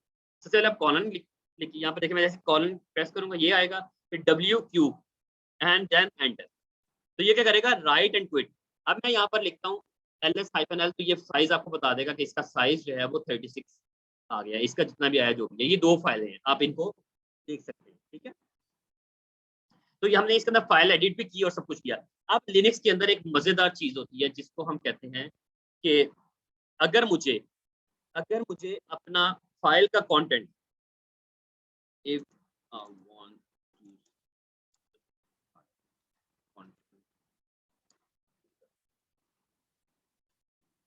कि अगर मुझे अपनी फाइल का कंटेंट देखना है उसके अंदर एंटर हुए बगैर, तो वो मैं कैसे देख सकता हूँ। फाइल के अंदर गए बगैर उसका कंटेंट देखना, तो मैं कैसे देख सकता हूँ। तो उसके लिए जो कमांड यूज होती है उसे कहते हैं कैट। ये कैट मेरे ख्याल से बहुत ही कॉमनली यूज होने वाली कमांड है। बहुत सारे लिनक्स के प्रोफेशनल जो हैं वो बहुत ज्यादा दफा कैट को यूज करते हैं, क्योंकि आपने अगर अपनी फाइल का कंटेंट देखना है। इसके अलावा भी है, लेस है, मोर है, और भी चीजें वो मैं इंशाल्लाह आपको बताऊंगा। बट कैट का जो बेनिफिट है वो सबसे पहले देखिए कि अगर मुझे इसके अंदर नहीं जाना लेकिन बाहर बैठ के कंटेंट देखना है, तो मैं यहाँ लिखूंगा कैट devops.txt। ये क्या करेगा, मुझे उसके अंदर जो कुछ लिखा हुआ था फाइल के अंदर वो मुझे दिखा देगा। इसी तरह जब मैं कैट करूंगा linux.txt तो मुझे लिनक्स दिखा देगा। Welcome to the Elvis tech for DevOps course, ये मैंने अंदर लिखा था, इस पे दिखा दिया मुझे। तो बात ये कि अगर मुझे फाइल के अंदर गए बगैर कंटेंट देखना है, then I can see it as well. तो ये तरीका है आपका इसको देखने का और क्रिएट करने का। यहाँ तक समझ आई है? थम्स अप करके थोड़ा सा बता दो ताकि मैं भी थोड़ा सा सांस ले लूं। आई नो, मुझे पता है काफी सारों को इतनी चीजों का तो ऑब्वियसली आइडिया भी होगा, obviously these are the very common things, लेकिन क्योंकि सबको साथ लेके चलना है तो हम लोग इंशाल्लाह इसको लेके चलेंगे आगे। अभी और भी मजीद कुछ कमांड्स करते हैं, देन मूव ऑन। अच्छा, अब हम चलते हैं और देखते हैं कि हमने फाइल के अंदर कुछ एंटर भी कर दिया, यानी कि हम उसका जो कंटेंट जो है वो व्यू करने के लिए हम जो है वो यूज करते हैं कैट की कमांड। अब हम यूज करते हैं कि चलें, एक और तरीका भी होता है, इसको कहते हैं समटाइम। मैं इस वे को तब यूज करता हूँ जब बैश स्क्रिप्टिंग के अंदर यूज करता हूँ, या तब यूज करता हूँ कि जब मेरे पास कोई ऐसी लिमिटेशन आ जाए कि ना तो मेरे पास नैनो एडिटर अवेलेबल हो, ना मेरे पास कोई भी बल्कि एडिटर ही अवेलेबल ना हो। तो अगर मुझे किसी भी एडिटर के अवेलेबिलिटी के बगैर फाइल के अंदर कंटेंट डालना है तो मैं वो भी डाल सकता हूँ। समझ लें कि मैं कहता हूँ कि मेरे पास मेरे लैपटॉप में ना तो क्या नाम है एडिटर विम है ना नैनो है, कोई भी लैपटॉप में एडिटर नहीं पड़ा हुआ या सर्वर में, क्योंकि लैपटॉप की बात है ये सारा कुछ एट द एंड सर्वर में जाना, हम सर्वर लेवल की बात कर रहे हैं। तो मुझे फिर भी अगर अपनी एक फाइल का कंटेंट अपडेट करना है तो मैं कैसे कर सकता हूँ? तो कैट की कमांड जो है वो आपको ये फीचर भी प्रोवाइड करती है कि आप फाइल के अंदर गए बगैर या किसी एडिटर के बगैर भी फाइल के अंदर कुछ लिख सकते हैं। अंदर गए बगैर भी हम फाइल के अंदर कुछ लिख सकते हैं। तो उसका तरीका सिर्फ ये होता है कि आपने यहाँ पर क्या करना है, कैट की कमांड यूज करनी है। ये तरीका होता है अमेंड करने का। अमेंड का मतलब होता है कि मैं अपनी जो फाइल है उसका कंटेंट के अंदर एक और लाइन के अंदर नीचे एक और लाइन डालना चाह रहा हूँ। यानी कि यहाँ मैं करता हूँ कैट सबसे पहले devops.txt, ये लिखा हुआ है। मैं कैट की कमांड से भी कंटेंट इसके अंदर डाल सकता हूँ। मैं यहाँ पर डबल ये डालूंगा greater than sign and then मैं फाइल नेम लिखूंगा यहाँ पर। तो ये मुझे ना फाइल के अंदर नहीं लिखी जाएगा, यहाँ पर ही ना एक समझ लें कि एक एनवायरनमेंट प्रोवाइड कर देगा कि जहाँ मैं कुछ लिख सकता हूँ। तो मैं यहाँ पर लिख, ये देखिए यहाँ स्टक हो गया, तो मैं यहाँ लिख देता हूँ कि this is the new line. ठीक है, ये मैंने लिख दिया। अब मैं यहाँ से बाहर निकलना है तो मैं यहाँ कंट्रोल सी करूंगा, मेरे कंट्रोल सी से हो जाता है। हाँ ठीक है, कंट्रोल सी से हो गया। तो आपने क्या करना है, जैसे ही एंटर करना है आपने कैट की कमांड से भी फाइल के अंदर कुछ लिख सकते हैं, अमेंड कर सकते हैं। इसको अमेंड करना कहते हैं। एक अमेंड करना भी होता है। अमेंड का मतलब होता है कि आप एक कंटेंट जो पहले पढ़ा है उसको डिस्टर्ब नहीं करना चाहते या उसको ओवरराइट नहीं करना चाहते, आप नई लाइन लिखना चाहते हैं। लेकिन अगर आपने ओवरराइट करना है तो आप ओवरराइट भी कर सकते हैं। But this is the way कि अगर आपके पास कोई एडिटर अवेलेबल नहीं है, कैट तो हर किसी में अवेलेबल होता है। यानी कि मेरा नहीं ख्याल कि मैंने कोई ऐसा ऑपरेटिंग सिस्टम देखा जिसमें कैट ही अवेलेबल ना हो। तो कैट डिफॉल्ट कमांड है जो लिनक्स की, ये हर जगह पे अवेलेबल है। आप कैट की कमांड से भी किसी फाइल के अंदर कोई चीज अमेंड कर सकते हैं। अगर आप ये पूछे कि सर क्या हम इस वर्ड को रिप्लेस कर सकते हैं किसी जगह से, तो नेट पे गूगल पे हम सब कुछ करेंगे, हमें सब कुछ मिल जाएगा। कोई ना कोई ऐसी कमांड होगी जिसमें आप स्पेसिफिकली किसी स्पेसिफिक लोकेशन पे जाके स्पेसिफिक कोई काम कर सकते हैं, तो ये सब चीजें भी हो जाती हैं। लिनक्स में बहुत कुछ हो जाता है। मेरा ख्याल है कि सब कुछ ही हो जाता है। आप कोई इसमें कोई कोई आप वो नहीं है कि स्पेसिफिक कोई चीज़ है कि जो आप कहेंगे यार ये नहीं है, पॉसिबल नहीं है लिनक्स के अंदर। So we have almost everything. ये समझ आया कि मैंने अभी पार्ट किया है? अगर नहीं समझ आया तो बताओ, मैं दोबारा रिपीट भी कर सकता हूँ। कि मैंने फाइल के अंदर कुछ अमेंड करना है तो मैं इसी को दोबारा एंटर करता हूँ, यहाँ लिखता हूँ this is the second line, second line. तो अब ये क्या करेगा, एंटर करूंगा, कंट्रोल सी करूंगा, दोबारा कैट करूंगा, तो ये देखिए यहाँ पर एक और लाइन आ गई। कि अगर आपने फाइल के अंदर करना है तो आप उस तरह से कमेंट कर सकते हैं। ठीक है, अच्छा अब हम ये करते हैं कि अच्छा वैसे तो अभी फाइल, एक फाइल से दूसरी फाइल वो भी सब कुछ इंशाल्लाह कर लेंगे। अभी मैं कुछ बेसिक्स पे ही रहना चाह रहा हूँ। आपको इंशाल्लाह असाइनमेंट भी दूंगा, सब कुछ हो जाएगा। अच्छा हम क्या करते हैं, मैं छोटा सा इंडेक्स का कोड लिखता हूँ। I am not a programmer या, लेकिन आपको सिर्फ एक चीज दिखाना चाहता हूँ कि अगर मैंने इंडेक्स का कोई कोड लिखना है तो ये एडिटर आपको प्रॉपर प्रोवाइड करता है कि आप प्रॉपरली सब कुछ लिख सकते हैं। कि आपने अगर कुछ कोड शोड लिखना है तो मैं यहाँ पे लिख देता हूँ HTML। अगर आपने ये प्रॉपरली HTML को सपोर्ट करता है, यानी कि तो आपकी इंटेंटेशन और हर चीज़ के लिए ये थोड़ा सा ध्यान भी रख लेगा आपको थोड़ा सा। तो मैं यहाँ पर अगर कोई कोड भी लिख रहा हूँ, आप लोगों ने लिखना जस्ट टू टेल यू कि how we can write it, तो हम यहाँ पर लिख सकते हैं। मैं यहाँ पर लिख लेता हूँ।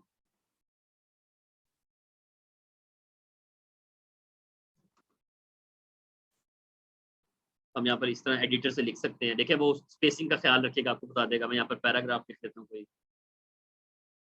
तो लिख लेता हूँ कि this is the next part of our. मैंने यहाँ पर लिख दिया। मैंने सारा कोड लिखने के बाद वही एस्केप करूंगा, WQ करूंगा, बाहर निकल जाऊँ। अच्छा ये एक मैंने साइन यूज करता हूँ, मेरी आदत है, बहुत ज्यादा आदत है। ये एक्सक्लेमेशन मार्क यूज करता हूँ। अगर आपको जबरदस्ती कुछ करवाना है ना इस फाइल से कि भाई तुमने मुझसे पूछना नहीं है, बस तुमने निकलना है यहाँ से बाहर, तो वो आपसे कोई अलर्ट भी नहीं देगा और डायरेक्टली यहाँ से निकलेगा। तो मेरी बहुत आदत है, मैं एक्सक्लेमेशन मार्क यहाँ पर यूज करता हूँ। तो इसलिए अब मैं जब इसको ऐड करूंगा तो आप देख सकते हैं कि index.html के अंदर आपका ये कंटेंट आपको कोड नजर आ रहा है। लेकिन जब इंशाल्लाह हम आगे जाके अपाची इंस्टॉल करेंगे, इंजनक्स इंस्टॉलेशन करेंगे या कुछ, तो मैं आपको ये पेज ब्राउजर पे चला के भी दिखा दूंगा कि ब्राउजर पे कैसे ये पेज नजर आ रहा है, तो आपको ये वेलकम टू डेवऑप्स वहाँ पर नजर भी आ जाएगा। अच्छा, अभी तक हमने जो कमांड्स की हैं उसमें ये सारी कर ली हैं। चले अब मैं एक और काम कर लेता हूँ। अच्छा, एक और मजेदार कमांड, सपोज दैट मुझे आप लोगों ने बताया था कि सीडी की कमांड मुझे डायरेक्टली डिफॉल्ट लोकेशन पे ले जाती है, राइट। लिनक्स के अंदर मजेदार चीज ये है, चलें पहले एक काम करते हैं, मैं इसके अंदर जाता हूँ, यहाँ डायरेक्टरी है 1 या डेवऑप्स के अंदर जाते हैं, सॉरी डेवऑप्स की डायरेक्टरी में जाते हैं। यहाँ एक और डायरेक्टरी बनाई थी हमने टेस्ट1 की, इसके अंदर जाते हैं और इसके अंदर जाके एक टच की कमांड से ना एक फाइल क्रिएट करते हैं docker.ts, एंटर। ये मैंने कहाँ क्रिएट किया, pwd से आप देख लें कि हमने यहाँ पर क्रिएट किया है, यहाँ पर नजर आ रही है। मैं इस फाइल को अपडेट भी कर देता हूँ, विम से अपडेट करता हूँ, मेरी आदत है विम ही यूज करना, तो वेलकम टू डॉकर, मैंने लिख दिया, एंटर किया, एस्केप किया, बाहर निकल गया, कैट किया, सब कुछ वैसे नजर आ रहा है। अच्छा, मेरा यहाँ पर आने का पर्पस क्या था वो मैं आपको बताता हूँ। मैं यहाँ से सीडी करता हूँ, सीडी करूंगा तो आप लोगों को पता है कि मैं कहाँ चला जाऊंगा, मैं डिफॉल्ट होम उस्मान वाले लोकेशन पे चला जाऊंगा। आई एम देयर, पीडब्ल्यूडी किया, मैं यहाँ पर आ गया। लिनक्स के अंदर मजेदार चीज ये होती है कि अगर आपको पहली लेयर नहीं, पहला डायरेक्टरी नहीं, दूसरी नहीं, तीसरी नहीं, चौथी डायरेक्टरी के अंदर का कंटेंट भी जाके देखना है, तो आप अपनी एक लोकेशन पे बैठ के किसी चौथी डायरेक्टरी के अंदर की डेटा भी देख सकते हैं। लाइक मुझे लिस्ट करना है कि भाई मेरी टेस्ट1 के अंदर क्या चीज पड़ी हुई है, तो मुझे सिर्फ पाथ पता होना चाहिए। मुझे पाथ कैसे पता चलेगा, डेवऑप्स, अगर आपको पाथ याद है तो आप क्या करोगे, चलिए मैं और तरीके से बताता हूँ। पहले मैं एक बड़ा सिंपल वे बताने लगा था, लेकिन लेट मी शो यू। सबसे पहले मैं क्या करूंगा, मैं होम लोकेशन पे आऊंगा, मैं देखूंगा कि यार यहाँ पर क्या पड़ा हुआ है। यहाँ पर 2 डायरेक्टरीज पड़ी है, मुझे पाथ नहीं पता। सपोज दैट कि मुझे docker.txt तक पहुंचना है, बट मुझे पाथ नहीं याद उसका, तो मैं कैसे पहुंच सकता हूँ। बस ये पता है कि वो इसके अंदर है, तो मैं क्या करूंगा, यहाँ लिखूंगा ls-l DevOps। अगर मैं यहाँ पर आ गया और मुझे, या तो मैं ये करूँ कि मैं यहाँ पर एंटर करूँ, फिर मैं आगे जाऊँ, फिर अगली स्टेप में जाऊँ, इसके बगैर भी अगर मुझे जाना, मैं यहाँ पर डबल टैप करूंगा ना, तो मुझे दिखा देगा कि भाई इसके अंदर नहीं गया, देखें वहीं पर हूँ मैं। लेकिन उसने बता दिया कि इसके अंदर कुछ फाइल्स पड़ी हुई है, कुछ फोल्डर्स पड़े हुए हैं, आप किस में जाना चाहते हो। मैं कहता हूँ हाँ यार मुझे याद है कि मैं डेवऑप्स में जाना था, तो आप क्या करोगे, इसके आगे लिख दोगे डेवऑप्स, ठीक है। अब फिर आपको याद नहीं है, फिर यहाँ पर बैठ के डबल टैप करो। अच्छा, इसके अंदर तो था ये कि सॉरी, ये चले मैं इसको पहले सही करके आता हूँ, मैं आपको फिर बताता हूँ कि मसला क्या था। मसला नहीं था, ये चीज थी क्या,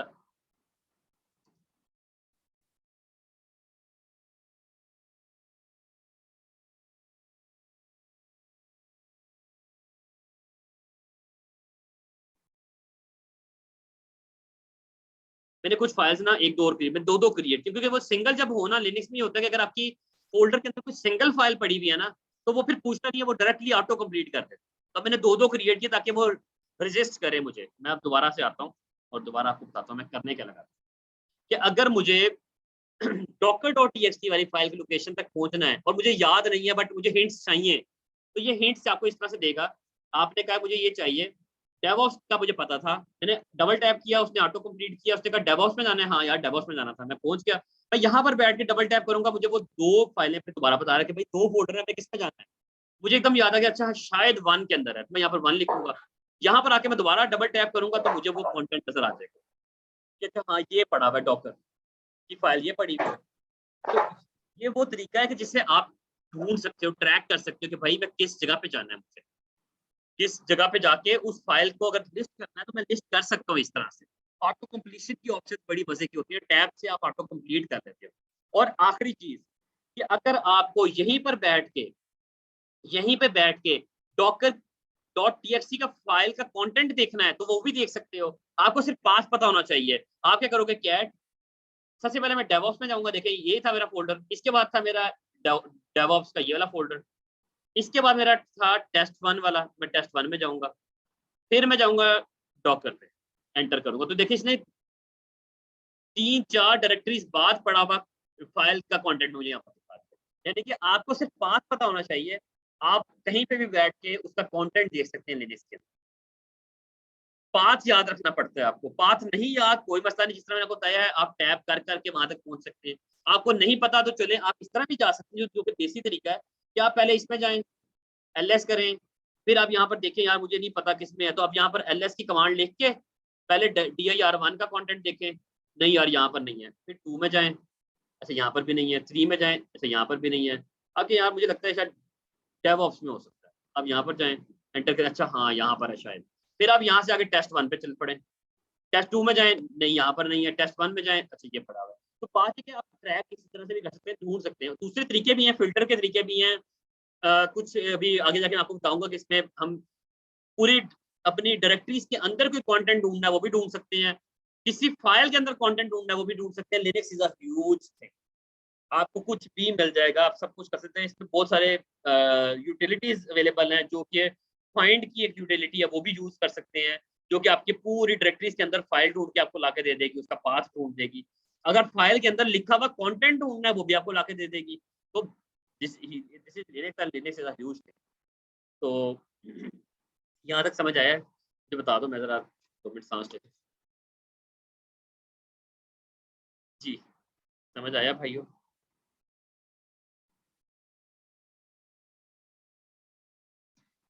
थैंक यू। मैं बस आगे चलता हूँ ताकि दानिश कह रहा है कि अगले संडे से डॉकर शुरू करते हैं। यार डॉकर शुरू करना है यार इंशाल्लाह, लेकिन ऑब्वियसली यार थोड़ी सी बेसिक पक्की करनी, तो सिर्फ मुझे 2-3 यानी अगले 2 सेशन और देते, उसके बाद इंशाल्लाह डॉकर के पार्ट है, क्योंकि यार लिनक्स जब जितनी स्ट्रॉन्ग हो जाएगी ना उतना आगे जाके ईजी हो जाएगा काम। लेकिन एक बात याद रखना दानिश, आप मुझे सिर्फ आपसे क्वेश्चन ये है कि मुझे बताओ कि आपका जो है वो गिट और गिटहब कितना स्ट्रॉन्ग है, आप उसको अपने 10 में से रेट करो ताकि मुझे आइडिया तो हो। पर इसमें कोई शर्माने वाली बात नहीं है। अच्छा माशाल्लाह आपका 7 तक है तो ऑब्वियसली नहीं, अच्छी बात है। गिट लैब है या गिटहब है, इट्स द सेम थिंग। तो ऑब्वियसली आपके लिए है कंसर्न। लेकिन एक बात है कि यार गिट, मेरा पर्सनल व्यू ये है कि गिट और गिटहब है तो बहुत स्मॉल पार्ट, बट उसकी अंडरस्टैंडिंग ऑब्वियसली बहुत जरूरी। ऑब्वियसली उसकी अंडरस्टैंडिंग से आपको बेनिफिट ये मिलेगा कि क्या नाम है, आप काम किस तरह से करते हो आगे जाके। हम जब डॉकर डॉकर में हालांकि गेट और गेटअप का इतना ज्यादा यूसेज नहीं है, हम स्किप कर सकते हैं उसको, डॉकर के बाद भी शुरू कर सकते हैं। लेकिन ये कि उसका बेनिफिट सिर्फ ये होगा कि आपकी अंडरस्टैंडिंग डेवलप हो जाएगी, आप लोगों को इतना आइडिया हो जाएगा कि डॉकर सॉरी गिट पे हम रिपोजिटरीज कैसे क्रिएट करते हैं, अपना कंटेंट कैसे अपडेट करते हैं, पुश कैसे करते हैं, पुल कैसे करते हैं। दीज आर द थिंग्स जो कि आई थिंक कॉमनली थोड़ी सी होंगी। सो थोड़ा सा टॉलरेट करना, बाकी इंशाल्लाह वी विल मैनेज। अच्छा अब बात करते हैं कुछ आखिरी 2-3 कमांड्स के, एंड देन मैं थोड़ा सा कोशिश करता हूँ बस 10 मिनट और दूंगा, उसके बाद सेशन खत्म करते हैं क्योंकि मेरा भी गला थक गया। बाकी आप लोगों के ऊपर है। अच्छा अब हम लोग कुछ और थोड़ी सी कमांड देख लेते हैं। मैंने आपको इसका बता दिया कि हम कंटेंट कैसे अपडेट कर सकते हैं, हम कंटेंट को व्यू कैसे कर सकते हैं। अब हम एक और पार्ट करते हैं और ये भी बड़ा मजे का पार्ट है लिरिक्स में। Obviously everything is the fun. तो यहाँ पर जस्ट ये ऐड कर ताकि पता चल जाए कि ये मेन कमांड्स हैं, बाकी सब कमांड्स हैं उसके अंदर।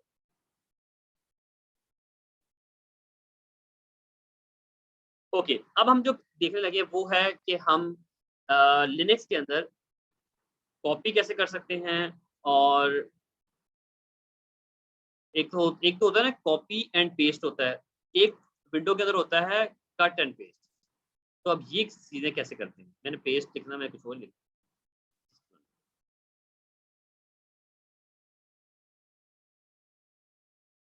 ठीक है। तो ये सब चीजें कैसे होती हैं, लेट मी शो यू। अच्छा कॉपी, कंटेंट कॉपी करना है किसी भी एक जगह से दूसरी जगह पे, तो ऑब्वियसली आप कर सकते हैं लिनक्स के अंदर भी। विंडो के अंदर आप लोगों को ऑब्वियसली पता है, मैं विंडो का रेफरेंस इसलिए देता हूँ कि ताकि ये अगर मैंने यहाँ से कॉपी करना है मैं यहाँ से कॉपी करूंगा, और जहां पर भी पेस्ट करना है वहां पर जाके मैं उसको पेस्ट कर दूंगा, तो वो आपका कंटेंट अपडेट हो जाएगा। लिनक्स के अंदर ये होता है कि अगर आपने एक कंटेंट को कॉपी और पेस्ट करना है, लाइक कि मैं कहता हूँ कि भाई ये डेवऑप्स की जो का ये फाइल है, इसको उठा के डेवऑप्स के उसमें डाल दो, तो कैसे डाल सकते हैं। तो मैं यहाँ लिखूंगा, यहाँ जो कमांड यूज होती है कहते हैं सीपी, कॉपी के लिए यूज होती है।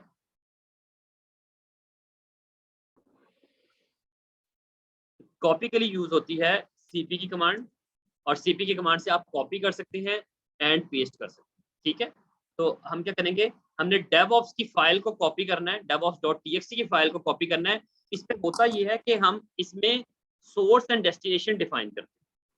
तो यहाँ पर होता ये है कि हम सबसे पहले जब कॉपी की कमांड लिखते हैं तो हम लिखते हैं कॉपी, उसके बाद आता है, ये मैं वैसे ही लिख रहा हूँ, सोर्स, और उसके आगे आता है डेस्टिनेशन। कि भाई आपने जो है वो किस सोर्स से किस डेस्टिनेशन में वो कंटेंट जो है वो भेजना है। तो आप क्या करेंगे, DevOps लिखेंगे और DevOps की डायरेक्टरी के अंदर मुझे फेंकना है। तो मैंने क्या कहा कि ये फाइल उठाओ, इस डायरेक्टरी के अंदर फेंक। तो ये क्या करेगा, एक फाइल को उठाएगा, तो यहाँ पर भी पड़ी रहेगी, क्योंकि हम कॉपी की बात कर रहे हैं। कॉपी का मतलब होता है कि यहाँ पर भी पड़ी रहे और यहाँ पर भी चली जाए। तो पहले मैं आपको एक चीज शो करता हूँ कि हमारा जो DevOps का फोल्डर है उसमें ये फाइल नहीं पड़ी हुई। हाँ देखिए, ये नहीं पड़ी हुई, लेकिन हम जब कॉपी करेंगे cp DevOps.txt को DevOps के फोल्डर में फेंक दो, एंटर करेंगे और दोबारा मैं ls की कमांड रन करूंगा तो देखिए ये यहाँ पर भी पड़ी हुई है, आ गई है, और यहाँ पर भी पड़ी, कॉपी कर दी गई है। और मैं उसके अंदर जाके आपको दिखाता हूँ, DevOps की डायरेक्टरी में जाता हूँ और जाके यहाँ कैट करता हूँ DevOps की फाइल को, तो यहाँ पर भी वही कंटेंट है। और अगर जो मैं बाहर वाली के अंदर जाके कैट करता हूँ तो वहां पर भी यही कंटेंट, तो यहाँ पर भी यही कंटेंट। तो कॉपी करना होता है सोर्स से डेस्टिनेशन। और एक बात दोबारा याद रखो कि मैंने लिनक्स के अंदर कोई पाथ, ये जरूरी नहीं है कि आप यहाँ पर बैठे हुए हो, इस लोकेशन पे बैठे हुए हो तो आप आगे मूव कर सकते हो, कॉपी कर सकते हो, जरूरी नहीं है। अगर आपको किसी दूर आगे वाली लोकेशन पे बैठ के, यानी कि मैं चले आपको दिखाता हूँ, सबसे पहले कि मैं यहाँ PWD करता हूँ, मैं जाता हूँ DevOps के अंदर, इसके अंदर पड़ी हुई है test1 के नाम से एक डायरेक्टरी, यहाँ पर आ गया, यानी कि मैं काफी स्टेप्स आगे आ गया हूँ। और इसका कंटेंट दिखाता हूँ कि अगर मुझे इसका कंटेंट DevOps B5 के अंदर पड़ी हुई डायरेक्टरी 5 के अंदर फेंकना है तो तब भी मैं फेंक सकता हूँ, but I should know the path. अगर मुझे पाथ का प्रॉपर्ली पता है then I can do that. तो उसके लिए क्या करेंगे, हम क्या करेंगे, कॉपी की कमांड लिखेंगे, docker.txt को पकड़ेंगे। और एक तरीका ये कि हम, अगर हमें पीछे भेजना है ना, तो उसका तरीका ये है कि या तो हम डॉट डॉट यूज कर लें, लेकिन मैं डॉट डॉट नहीं यूज करता। मैं एक आपको देसी तरीका बताता हूँ, यानी कि देसी का मतलब है कि बेसिक तो लेवल पे अगर किसी को बताना हो तो हम क्या कर सकते हैं, मेरे पीछे कंटेंट फेंकना है तो उसका तरीका ये कि मैं सबसे पहले पीछे से शुरू करूँ, यानी कि मैं यहाँ से आऊँ, इस लोकेशन से शुरू करूँ। तो मैं क्या लिखूंगा, होम उस्मान DevOps के अंदर मुझे पता है कि डायरेक्टरी 5 पड़ी हुई है, डायरेक्टरी 5 के अंदर फेंक एंटर। कि मैंने क्या कहा, मैं हालांकि काफी आगे बैठा हुआ था, लेकिन मैंने पीछे कंटेंट फेंकना है तो ऑब्वियसली आप फेंक सकते हो। You should know the path, otherwise आपको किसी चीज की जरूरत नहीं है। अब मैं जाके देखता हूँ कि भाई डायरेक्टरी, अच्छा यहाँ से बैठ के डायरेक्टरी 5 देख सकते हैं। कोई मुझे बताएगा जिसका लेस देन 5% था, कोई मुझे बंदा बताएगा कि मुझे डायरेक्टरी 5 का कंटेंट देखना है कि उसके अंदर कौन कौन सी फाइलें पड़ी है, तो मैं कैसे देख सकता हूँ, यहीं से बैठ के। या आप प्रैक्टिस करोगे इनसे समझ आ जाएगी, लेकिन गलत आंसर दो, सही दो, लेकिन दो। नहीं, LSC कमांड से तो मैं यहीं पर देख सकता हूँ ना, मुझे पीछे का देखना है। मुझे पीछे एक डायरेक्टरी 5 पड़ी हुई, उसका कंटेंट जाके देख, यानी कि जो यहाँ पर पड़ी। हाँ आसिफ सही कह रहे हो, लेकिन मुझे पाथ बताओ ना, पाथ क्या है।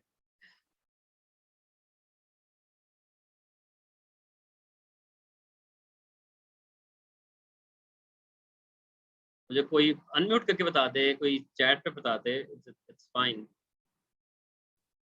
आई जस्ट वांट टू चेक कि भाई आप लोग को समझ आई है। ये तो तरीका है, ये तरीका नहीं भी बताना। जी जी, उस्मान सर मेरा ख्याल में हम लोग कमांड देंगे, कमांड के बाद उसका पाथ दे देंगे। हाँ पाथ क्या होगा, मैं वही पूछता हूँ। सेम यही पाथ होगा जैसे /home बिल्कुल /Usman DevOps। जी बिल्कुल परफेक्ट, यही मैं पूछ रहा था। वो सामने लिखा हुआ है कि मैं इसमें जाऊंगा, इसमें डायरेक्टरी 5 दूंगा एंड एंटर करूंगा तो मुझे वो दिखा देगा भाई उसकी तरफ फाइल पड़ी हुई है। अब मैं आपको ये भी दिखा देता हूँ कि मैंने जो डॉट डॉट वाली बात की थी, बिल्कुल हमजा आपने सही बताया। अब मैं आपको ये भी बता देता हूँ कि जो मैं डॉट डॉट वाली चीज कही थी कि उससे क्या होता है। सपोज दैट के मैं वापस जाता हूँ, अच्छा मैंने 2-3 डायरेक्टरीज पीछे जाना हो ना, तो मैं कैसे जा सकता हूँ, मुझे पता है मैंने 2 डायरेक्टरी पीछे जाना है, तो मैं यहाँ लिखूंगा cd डॉट डॉट फिर स्लैश फिर डॉट डॉट डैश स्लैश। वो क्या करेगा, टेस्ट भी स्किप कर देगा, डेवोस भी स्किप कर देगा, यहाँ पर आ जाएगा। तो मैं जैसे एंटर करूंगा आप देखना, बल्कि इससे पहले ना आपको PWD करके दिखा देता हूँ। ये चीजें प्रैक्टिस से हो जाएंगी, लेकिन ऑब्वियसली मैं एंटर करूंगा, देखिए मैं यहाँ पर PWD करता हूँ, मैं देखिए डायरेक्ट इसमें आ गया हूँ, ये डेवॉप्स को स्किप करके आ गया। तो अब मैं आपको एक और चीज बताता हूँ कि मैं इस डायरेक्टरी के अंदर, बल्कि इस डायरेक्टरी के अंदर पड़ा हुआ कंटेंट जो jenkins.txt की फाइल है, उसको उठा के डायरेक्टरी 4 में फेंकना है मुझे, और मैं बैठा भी होम में हुआ हूँ। कोई मुझे बताएगा, मैं यहाँ पर बैठ के इसके अंदर एक डायरेक्टरी है test1 की, उसके अंदर jenkins.txt, उसको उठा के मैंने डायरेक्टरी 4 में फेंकना है, और मैं बैठा भी कहीं और हुआ हूँ, तो मैं कैसे फेंक सकता हूँ? कौन बताएगा? सर मेरा ख्याल में हम लोग कमांड देंगे, देन सोर्स का पाथ देंगे पूरा, हाँ, देन डेस्टिनेशन का पाथ। Perfect perfect. तो मैं सोर्स का पाथ क्या दूंगा? मैं सबसे पहले यहाँ पर दूंगा, देखिए मैंने होम उस्मान नहीं दूंगा, तो मैं होम उस्मान में बैठा हुआ हूँ, तो मैं होम उस्मान नहीं दूंगा, मैं आगे दूंगा डेवऑप्स, फिर उसके बाद दूंगा फिर डेवऑप्स, क्योंकि देखिए ये है ना इसके अंदर है फिर डेवऑप्स। इसके बाद मुझे पता है इसके अंदर एक test1 के नाम से, अगर नहीं पता तो यहाँ पे डबल टैप करें, आपको खुद ही बता देगा। test1 के अंदर एक डायरेक्टरी है, उसके अंदर पड़ी हुई jenkins.txt, इसको उठाना है, ये सोर्स हो गया। डेस्टिनेशन क्या है? डेस्टिनेशन भी फिर यहीं से स्टार्ट हो, क्योंकि मैं यहाँ पर हूँ ना, तो दोबारा मैं कहूँगा डेवऑप्स के अंदर एक डायरेक्टरी है, डायरेक्टरी 5 या 4, ये वाली, इसके अंदर जाके ये फेंक दो, एंटर। अब मैं यहीं से बैठ के व्यू करना चाहता हूँ, तो मैं लिखूंगा ls-l DevOps एंड डायरेक्टरी 4, ये उसका कंटेंट था। तो उसके सारा कुछ उठा के, यानी कि आपको हिलने की जरूरत नहीं है, you just no the path, और आप उसके बाद अपना काम कर सकते हैं, कहीं पे भी बैठ के कर सकते हैं। और ये बात याद रखना, बैश स्क्रिप्टिंग में सबसे बड़ी चीज ये है कि अगर आपका लिनक्स स्ट्रॉन्ग है, बैश के अंदर काम करना स्ट्रॉन्ग है। लिनक्स के अंदर जो बैश स्क्रिप्टिंग है, उसमें आपने क्या करना है, ये कमांड उठाई फाइल में फेंक दी, ये उठाई फाइल में फेंक दी, ये उठाई फाइल में फेंक दी, वो समझ ले लाइन बाय लाइन उसको एग्जीक्यूट कर देगा। Bash scripting is that, but not just that, उसके अंदर और भी कुछ चीजें हैं जो आप इफ एल्स कंडीशन या लूप्स या कुछ चीजें लगा सकते हैं। But the thing is, the most common thing in a bash scripting is that if you know the commands, आप उसको एक किसी फाइल में लिख के रख लें, वो लाइन बाय लाइन उसको एग्जीक्यूट करेगा, that's all। तो वो बैश स्क्रिप्टिंग के अंदर होती है। I will teach you as well इंशाल्लाह। तो ये है, तो ये बात थी कि कॉपी करना है आपने, मूव करना है, किसी को कुछ भी करना है, आप इस तरह सीधी कर सकते हैं। Now we will move on, कि अब हम जाते हैं, और अगर हमें कट एंड पेस्ट करना तो हम कैसे कर सकते हैं। तो कट एंड पेस्ट के लिए जो कमांड यूज होती है, वो कमांड यूज होती है, उसको कहते हैं MV। अच्छा, MV के दो पर्पस, जो MV की कमांड है इसके दो पर्पस हैं, बल्कि यहाँ पर मेंशन करता हूँ, दो पर्पस हैं। एक है कट एंड पेस्ट, और दूसरा इसका पर्पस है, यहाँ पर लिख देता हूँ 1, ये पहला पर्पस इसका ये है, और दूसरा इसका पर्पस है, आप अपनी किसी फाइल को रीनेम, या फाइल या फोल्डर को रीनेम भी कर सकते हैं, डायरेक्टरी को रीनेम भी कर सकते हैं। होता क्या है, इसके अंदर जो कमांड यूज होती है, इसमें भी वही होता है कि आप यहाँ पर लिखते हैं सोर्स और डेस्टिनेशन। अब वो सोर्स कोई फाइल भी हो सकता है, वो सोर्स कोई डायरेक्टरी भी हो सकता है, बल्कि एक पार्ट यहाँ पर रह गया, वो मैं इंशाल्लाह यहाँ पर बल्कि लिख लेता हूँ, ताकि अभी तो मैंने आपको फाइल्स मूव करके कॉपी करके दिखाई हैं, but if we want to copy the directory तो या फोल्डर, वो कैसे करते हैं, ये थोड़ा सा ट्रिकी है। एक इंपॉर्टेंट पॉइंट है यहाँ पर जो बताना जरूरी है, बहुत जरूरी है, इसलिए मैंने यहाँ लिख लिया। मैं पहले ये बताऊंगा, उसके बाद फिर मैं वापस जाऊंगा and I will tell you. ठीक है, यहाँ पर आते हैं। अब हम लोगों ने linux.txt की जो फाइल है, मैं इसको लिनक्स की डायरेक्टरी में फेंकना चाहता हूँ, कट एंड पेस्ट करना चाहता हूँ, तो मैं यहाँ सिंपल लिखूंगा मूव linux.txt, इसको उठाओ और लिनक्स के फोल्डर में फेंक दो, बस। ये क्या करेगा?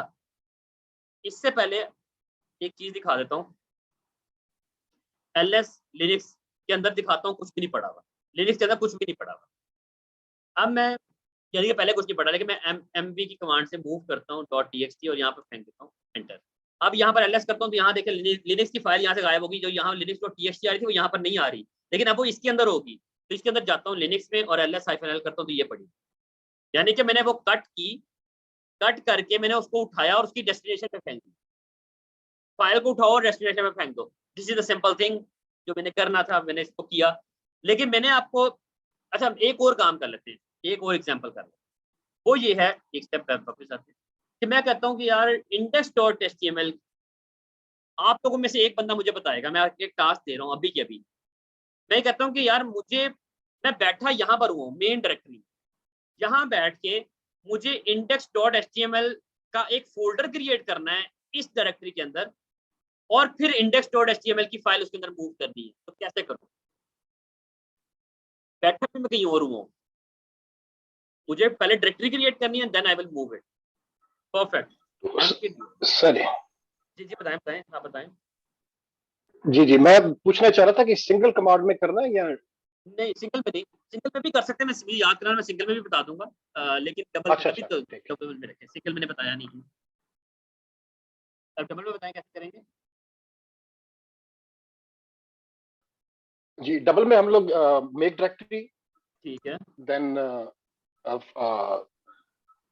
सोर्स देंगे और डेस्टिनेशन देंगे। हाँ लेकिन सोर्स नहीं, इसमें डेस्टिनेशन तो नहीं होगी, इसमें सिर्फ सोर्स डेस्टिनेशन नहीं सॉरी, होगी ना। ठीक है, जी जी जी जी, हम डायरेक्टरी क्रिएट करें, लेकिन कहाँ क्रिएट करनी पहले ये देखना है हमें कि हम क्रिएट कहाँ करने लगे। क्या मैं इधर क्रिएट करूंगा जहाँ बैठा हुआ हूँ? नहीं, हम लोग उस फोल्डर में जाएंगे, वो पाथ देंगे पूरा स्लैश होम से। बिल्कुल, हाँ देखिए, अगर मैं होम पे बैठा हुआ हूँ ना, फिर मुझे पाथ देने की जरूरत नहीं है, मैं उधर ही बैठा हुआ हूँ ना, तो मैं उसे आगे का ओके पाथ, ओके, आगे का पाथ जी क्या, मैं यहीं पर डबल टैप करूंगा, हाँ बिल्कुल रिलेटिव पाथ, मैं यहीं से डबल टैप करूंगा तो मुझे बता देगा कि अच्छा इसके अंदर क्या क्या कुछ पड़ा हुआ है, इसके अंदर ना ये, अच्छा ये डबल टैप करने से ये काफी और भी चीज दिखा रहा है, मैं आपको बाद में बताऊंगा इनका क्या पर्पज है, लेकिन इसने बताया कि ये देखिए पड़ी हुई है, तो मैं क्या करूंगा, यहाँ लिखूंगा डेवऑप्स, और फिर मैं कहूंगा, अच्छा सॉरी मैं सीडी नहीं करना था, mkdir डेवऑप्स के अंदर मुझे एक फोल्डर क्रिएट करना है और उसका नाम है HTML, मैं HTML का एक फोल्डर क्रिएट करूँ। अब ये क्या करेगा, ls-l करता हूँ डेवऑप्स के अंदर, तो यहाँ पर HTML का एक फोल्डर क्रिएट हो गया, ये कहाँ गया, ये इसके अंदर मुझे इसको मूव करना है। अब मैं क्या करूंगा, डेवऑप्स के अंदर जाऊंगा, index.html की फाइल पकड़ो और इसको मूव कर दो डेवऑप्स के अंदर पड़ा हुआ है HTML का फोल्डर। मुझे ये डेवऑप्स बार बार इसलिए लिखना पड़ा क्योंकि मैं डेवऑप्स में नहीं बैठा हुआ था, अगर मैं डेवऑप्स की डायरेक्टरी में होता तो मुझे बार बार लिखना ना पड़ता।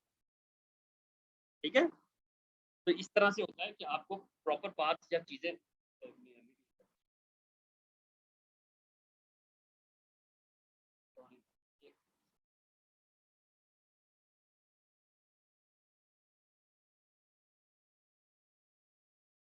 ओके। तो हमें यहाँ पर, अब मैं उसको पाथ दूंगा, अब मैं जब मूव करूंगा और जब मैं दोबारा डेवऑप्स की डायरेक्टरी में जाता हूँ और यहाँ पर जाकर देखता हूँ, तो यहाँ पर index.html की ये फाइल पड़ी थी, ये यहाँ से गायब हो गई, लेकिन यहाँ पर नजर ही नहीं आ रही, वो कहाँ गई, वो इसके अंदर गई होगी। मैं जब cd HTML में जाता हूँ, यहाँ पर ls-l करता हूँ, ये पड़ी। तो बात ये कि हम मूव कर सकते हैं, कहीं से बैठ के भी कहीं पे भी मूव कर सकते हैं। अब बात आती है कि भाई मैंने दो फंक्शनलिटीज बताई थी, पहली ये थी कि भाई हमने कट एंड पेस्ट किया, बस समझ लिया कट एंड पेस्ट कैसे करते हैं, तो वो ये तरीका है। लेकिन अगर हमें रीनेम करना तो कैसे करते हैं, मैं कहता हूँ मेरी डेवऑप्स बल्कि app.py की जो फाइल है, मैं इसका नाम करना चाहता हूँ कोई भी, चलिए मैं कहता हूँ web.py करना चाहता हूँ, तो मैं क्या करूंगा, मूव की कमांड रीनेम भी करती है, मैं यहाँ क्या करूंगा, mv की कमांड लिखूंगा, app.py सोर्स, डेस्टिनेशन भी यहीं पर होगा। मैं कह रहा हूँ इसका, देखिए मैं लोकेशन नहीं चेंज करूंगा, इसी लोकेशन पे app.py का नाम कर दो web.py, बस सोर्स और जो नाम रखना है एंटर। अब मैं जब यहाँ पर जाके देखूंगा तो इसका नाम देखिए web.py हो गया, वो अल्फाबेटिकली दिखाता है इसलिए वो ऊपर से नीचे चला गया w, तो यहाँ पर आ गया। तो रीनेम करना है सोर्स और डेस्टिनेशन, खाली उसी जगह पे बैठ के दे वो आपको रीनेम कर देगा। अब ये रीनेम किया, चले मैं आपको डायरेक्टरी भी रीनेम करके दिखा देता हूँ। मैं लिखूंगा mv डायरेक्टरी 3, मैंने अभी तक नहीं छेड़ी, मैं इसको छेड़ लेता हूँ, डायरेक्टरी 3 को रीनेम करना है फुल डायरेक्टरी 3 से कर देता हूँ, यानी कि मैंने इस तरह से अगर इसका नाम रखना है, मैंने कहा भाई इसका नाम dir3 से करके डायरेक्टरी 3 कर दो, तो ये करेगा, देखिए डायरेक्टरी 3 नाम रख दिया उसने, डायरेक्टरी 3 यहाँ से गायब, dir3 गायब हो गई और डायरेक्टरी 3, ये वही फाइल थी, सिर्फ फोल्डर का नाम रीनेम किया, जिस तरह हम यहाँ पर फोल्डर का नाम रीनेम करते हैं, यहाँ पकड़ा रीनेम में गए और रीनेम कर दिया, तो यहाँ पर भी यही काम होगा। अब एक बहुत इंपॉर्टेंट पॉइंट है जो कि बल्कि आखिरी पॉइंट है, मैं इसके बाद सेशन खत्म करूंगा, और वो ये है कि भाई हम, अच्छा ये समझ आया मूव वाला और रीनेम वाला, इसमें और भी एग्जांपल्स कर सकते हैं अगर आप कहते हो, लेकिन प्रैक्टिस करोगे, ऑब्वियसली यहाँ तक प्रैक्टिस करना, आप लोगों को इंशाल्लाह सब समझ आएगी, नहीं समझ आएगी अगले सेशन में मुझे जरूर बताना, मैं दोबारा रिपीट करता हूँ। These are the very very common things, very basic things जो कि तो अच्छा, अब हम सबसे पहले एक इम्पॉर्टेंट, ये बहुत इंपॉर्टेंट पॉइंट है, लोग इसमें बहुत गलतियां करते हैं, इसलिए मैंने इसको हाईलाइट भी किया, और ये बड़ा इंपॉर्टेंट पॉइंट है। जितनी सिंपल फाइल को कॉपी करना और डेस्टिनेशन पे कॉपी करना सिंपल है उतना डायरेक्टरी को नहीं है। डायरेक्टरी क्यों इतनी सिंपल नहीं है वो अभी मैं आपको दिखाता हूँ।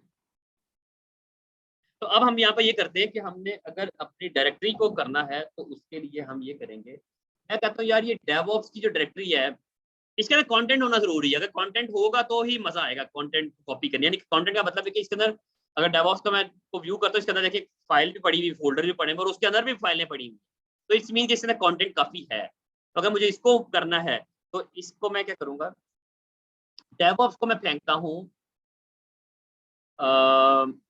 dir2 मेरे ख्याल से मैंने अभी यूज नहीं की, हाँ इसको यूज नहीं किया।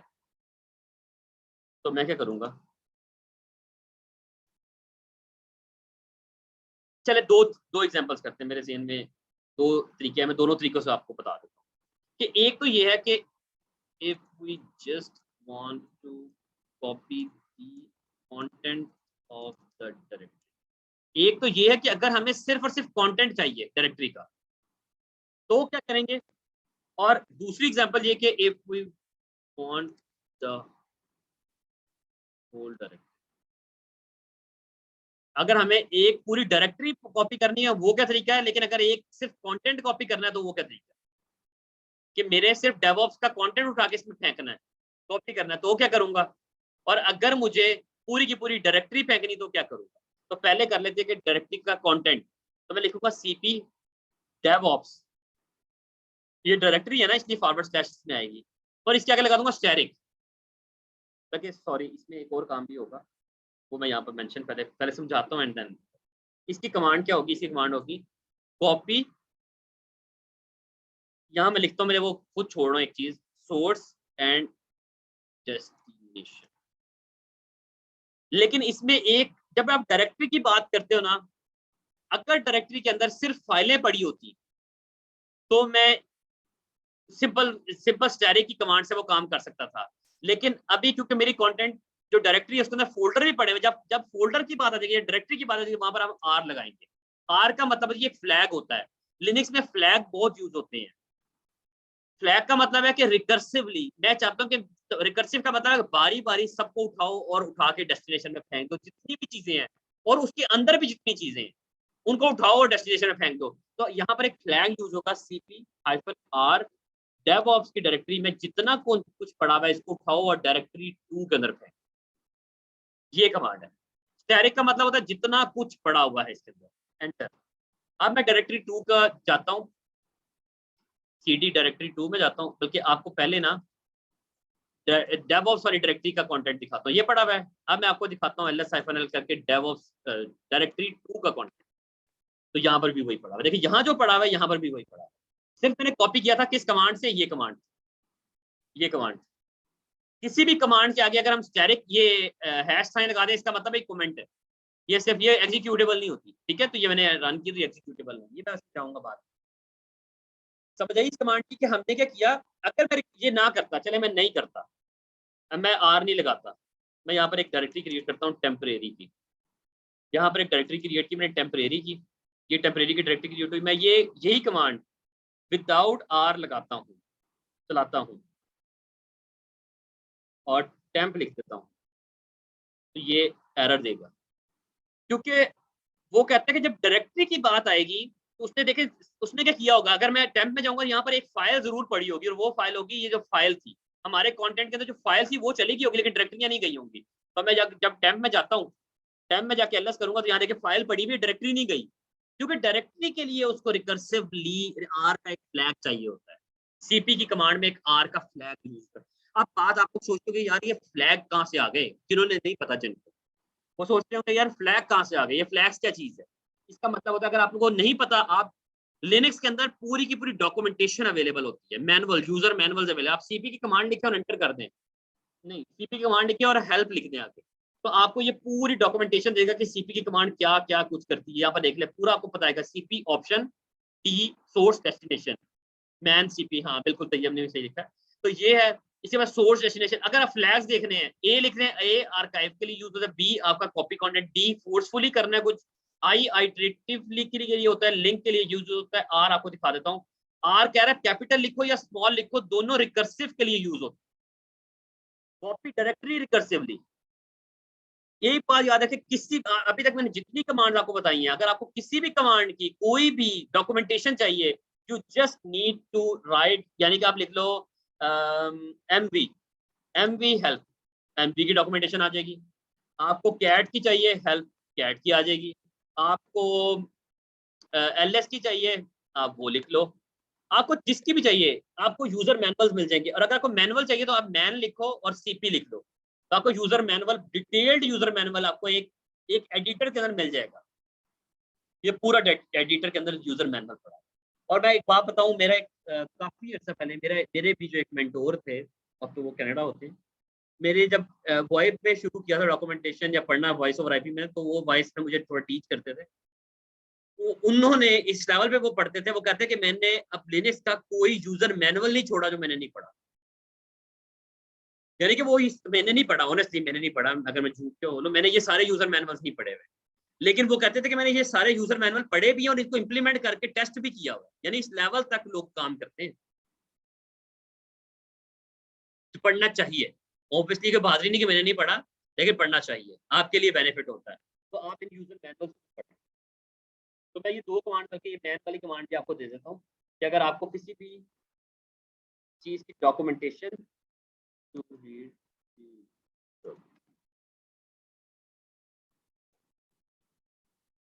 उसके लिए आपको क्या करना है, या तो आप यहाँ पर कमांड लिखें और उसके आगे हेल्प लिख दें, या आप किसी भी कमांड से पहले मैन लिखें और उसके आगे सीपी लिख दें, या आप लिख दें मैन का मतलब मैनुअल मूव, या अगर आपने कैट की मैनुअल पढ़ना है, आपने किसी भी कमांड का मैनुअल पढ़ना है, आप इस तरह से पढ़ सकते। ठीक है, समझ आई भाइयों? तो ये यूजर मैनुअल पढ़ने के तरीके हैं।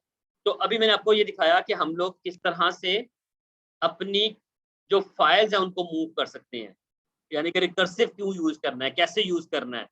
लिनक्स के अंदर सारी डॉक्यूमेंटेशन की एक पड़ी होती है, कमांड लाइन के अंदर ही पड़ी हुई। किसी भी कमांड के आगे आप वो डाल दें, आपको वो उसकी डॉक्यूमेंटेशन दे दे। ठीक है, कोई चीज रह तो नहीं गई? मूव में सिंपल होता है, मूव में तो हाँ और भी बहुत सारी हैं, लेकिन ये कि अच्छा यहाँ पे मैं सोच रहा था मैंने कुछ चीज मिस तो नहीं की। मेरा ख्याल है सारी चीजें मैं कवर कर ली। अभी काफी सारी कमांड्स और हैं, मैं ऑब्वियसली सारा कुछ एक सेशन नहीं खत्म कर सकता। अगले सेशन में इंशाल्लाह ताला हम लोग मूव की कमांड्स को डिलीट कैसे करते हैं, फाइल्स को, डायरेक्टरीज को कैसे डिलीट करते हैं, उसके अलावा यूजर्स कैसे क्रिएट करते हैं, यूजर्स की परमिशंस कैसे मैनेज करते हैं, क्या नाम है, फाइल की परमिशंस कैसे मैनेज होती हैं, इंस्टॉलेशंस कैसे होती हैं। कोशिश करेंगे हम अगले सेशन के अंदर ये मैक्सिमम पार्ट कर लें, और उससे अगले सेशन में फिर हम लोग बैश स्क्रिप्टिंग करेंगे, और फिर हम लोग आगे गिट और गिटहब और फिर डॉकर ऑन पे मूव करेंगे। कोई क्वेश्चन है, कोई चीज नहीं समझ आई तो अनम्यूट करके आप लोग पूछ सकते हो, और अगर समझ आई है तो प्लीज थम्स अप करो, ताकि मुझे भी आइडिया हो कि आप लोग को वाकई समझ भी आई है। प्रैक्टिस के लिए मैं मैनुअल इंशाल्लाह दे दूंगा, कमांड्स आप लोगों को दे दूंगा, मेरी टीम अवेलेबल है, I am available, recording available है, आप लोग उसको देख के भी सारा कुछ कवर कर सकते हैं।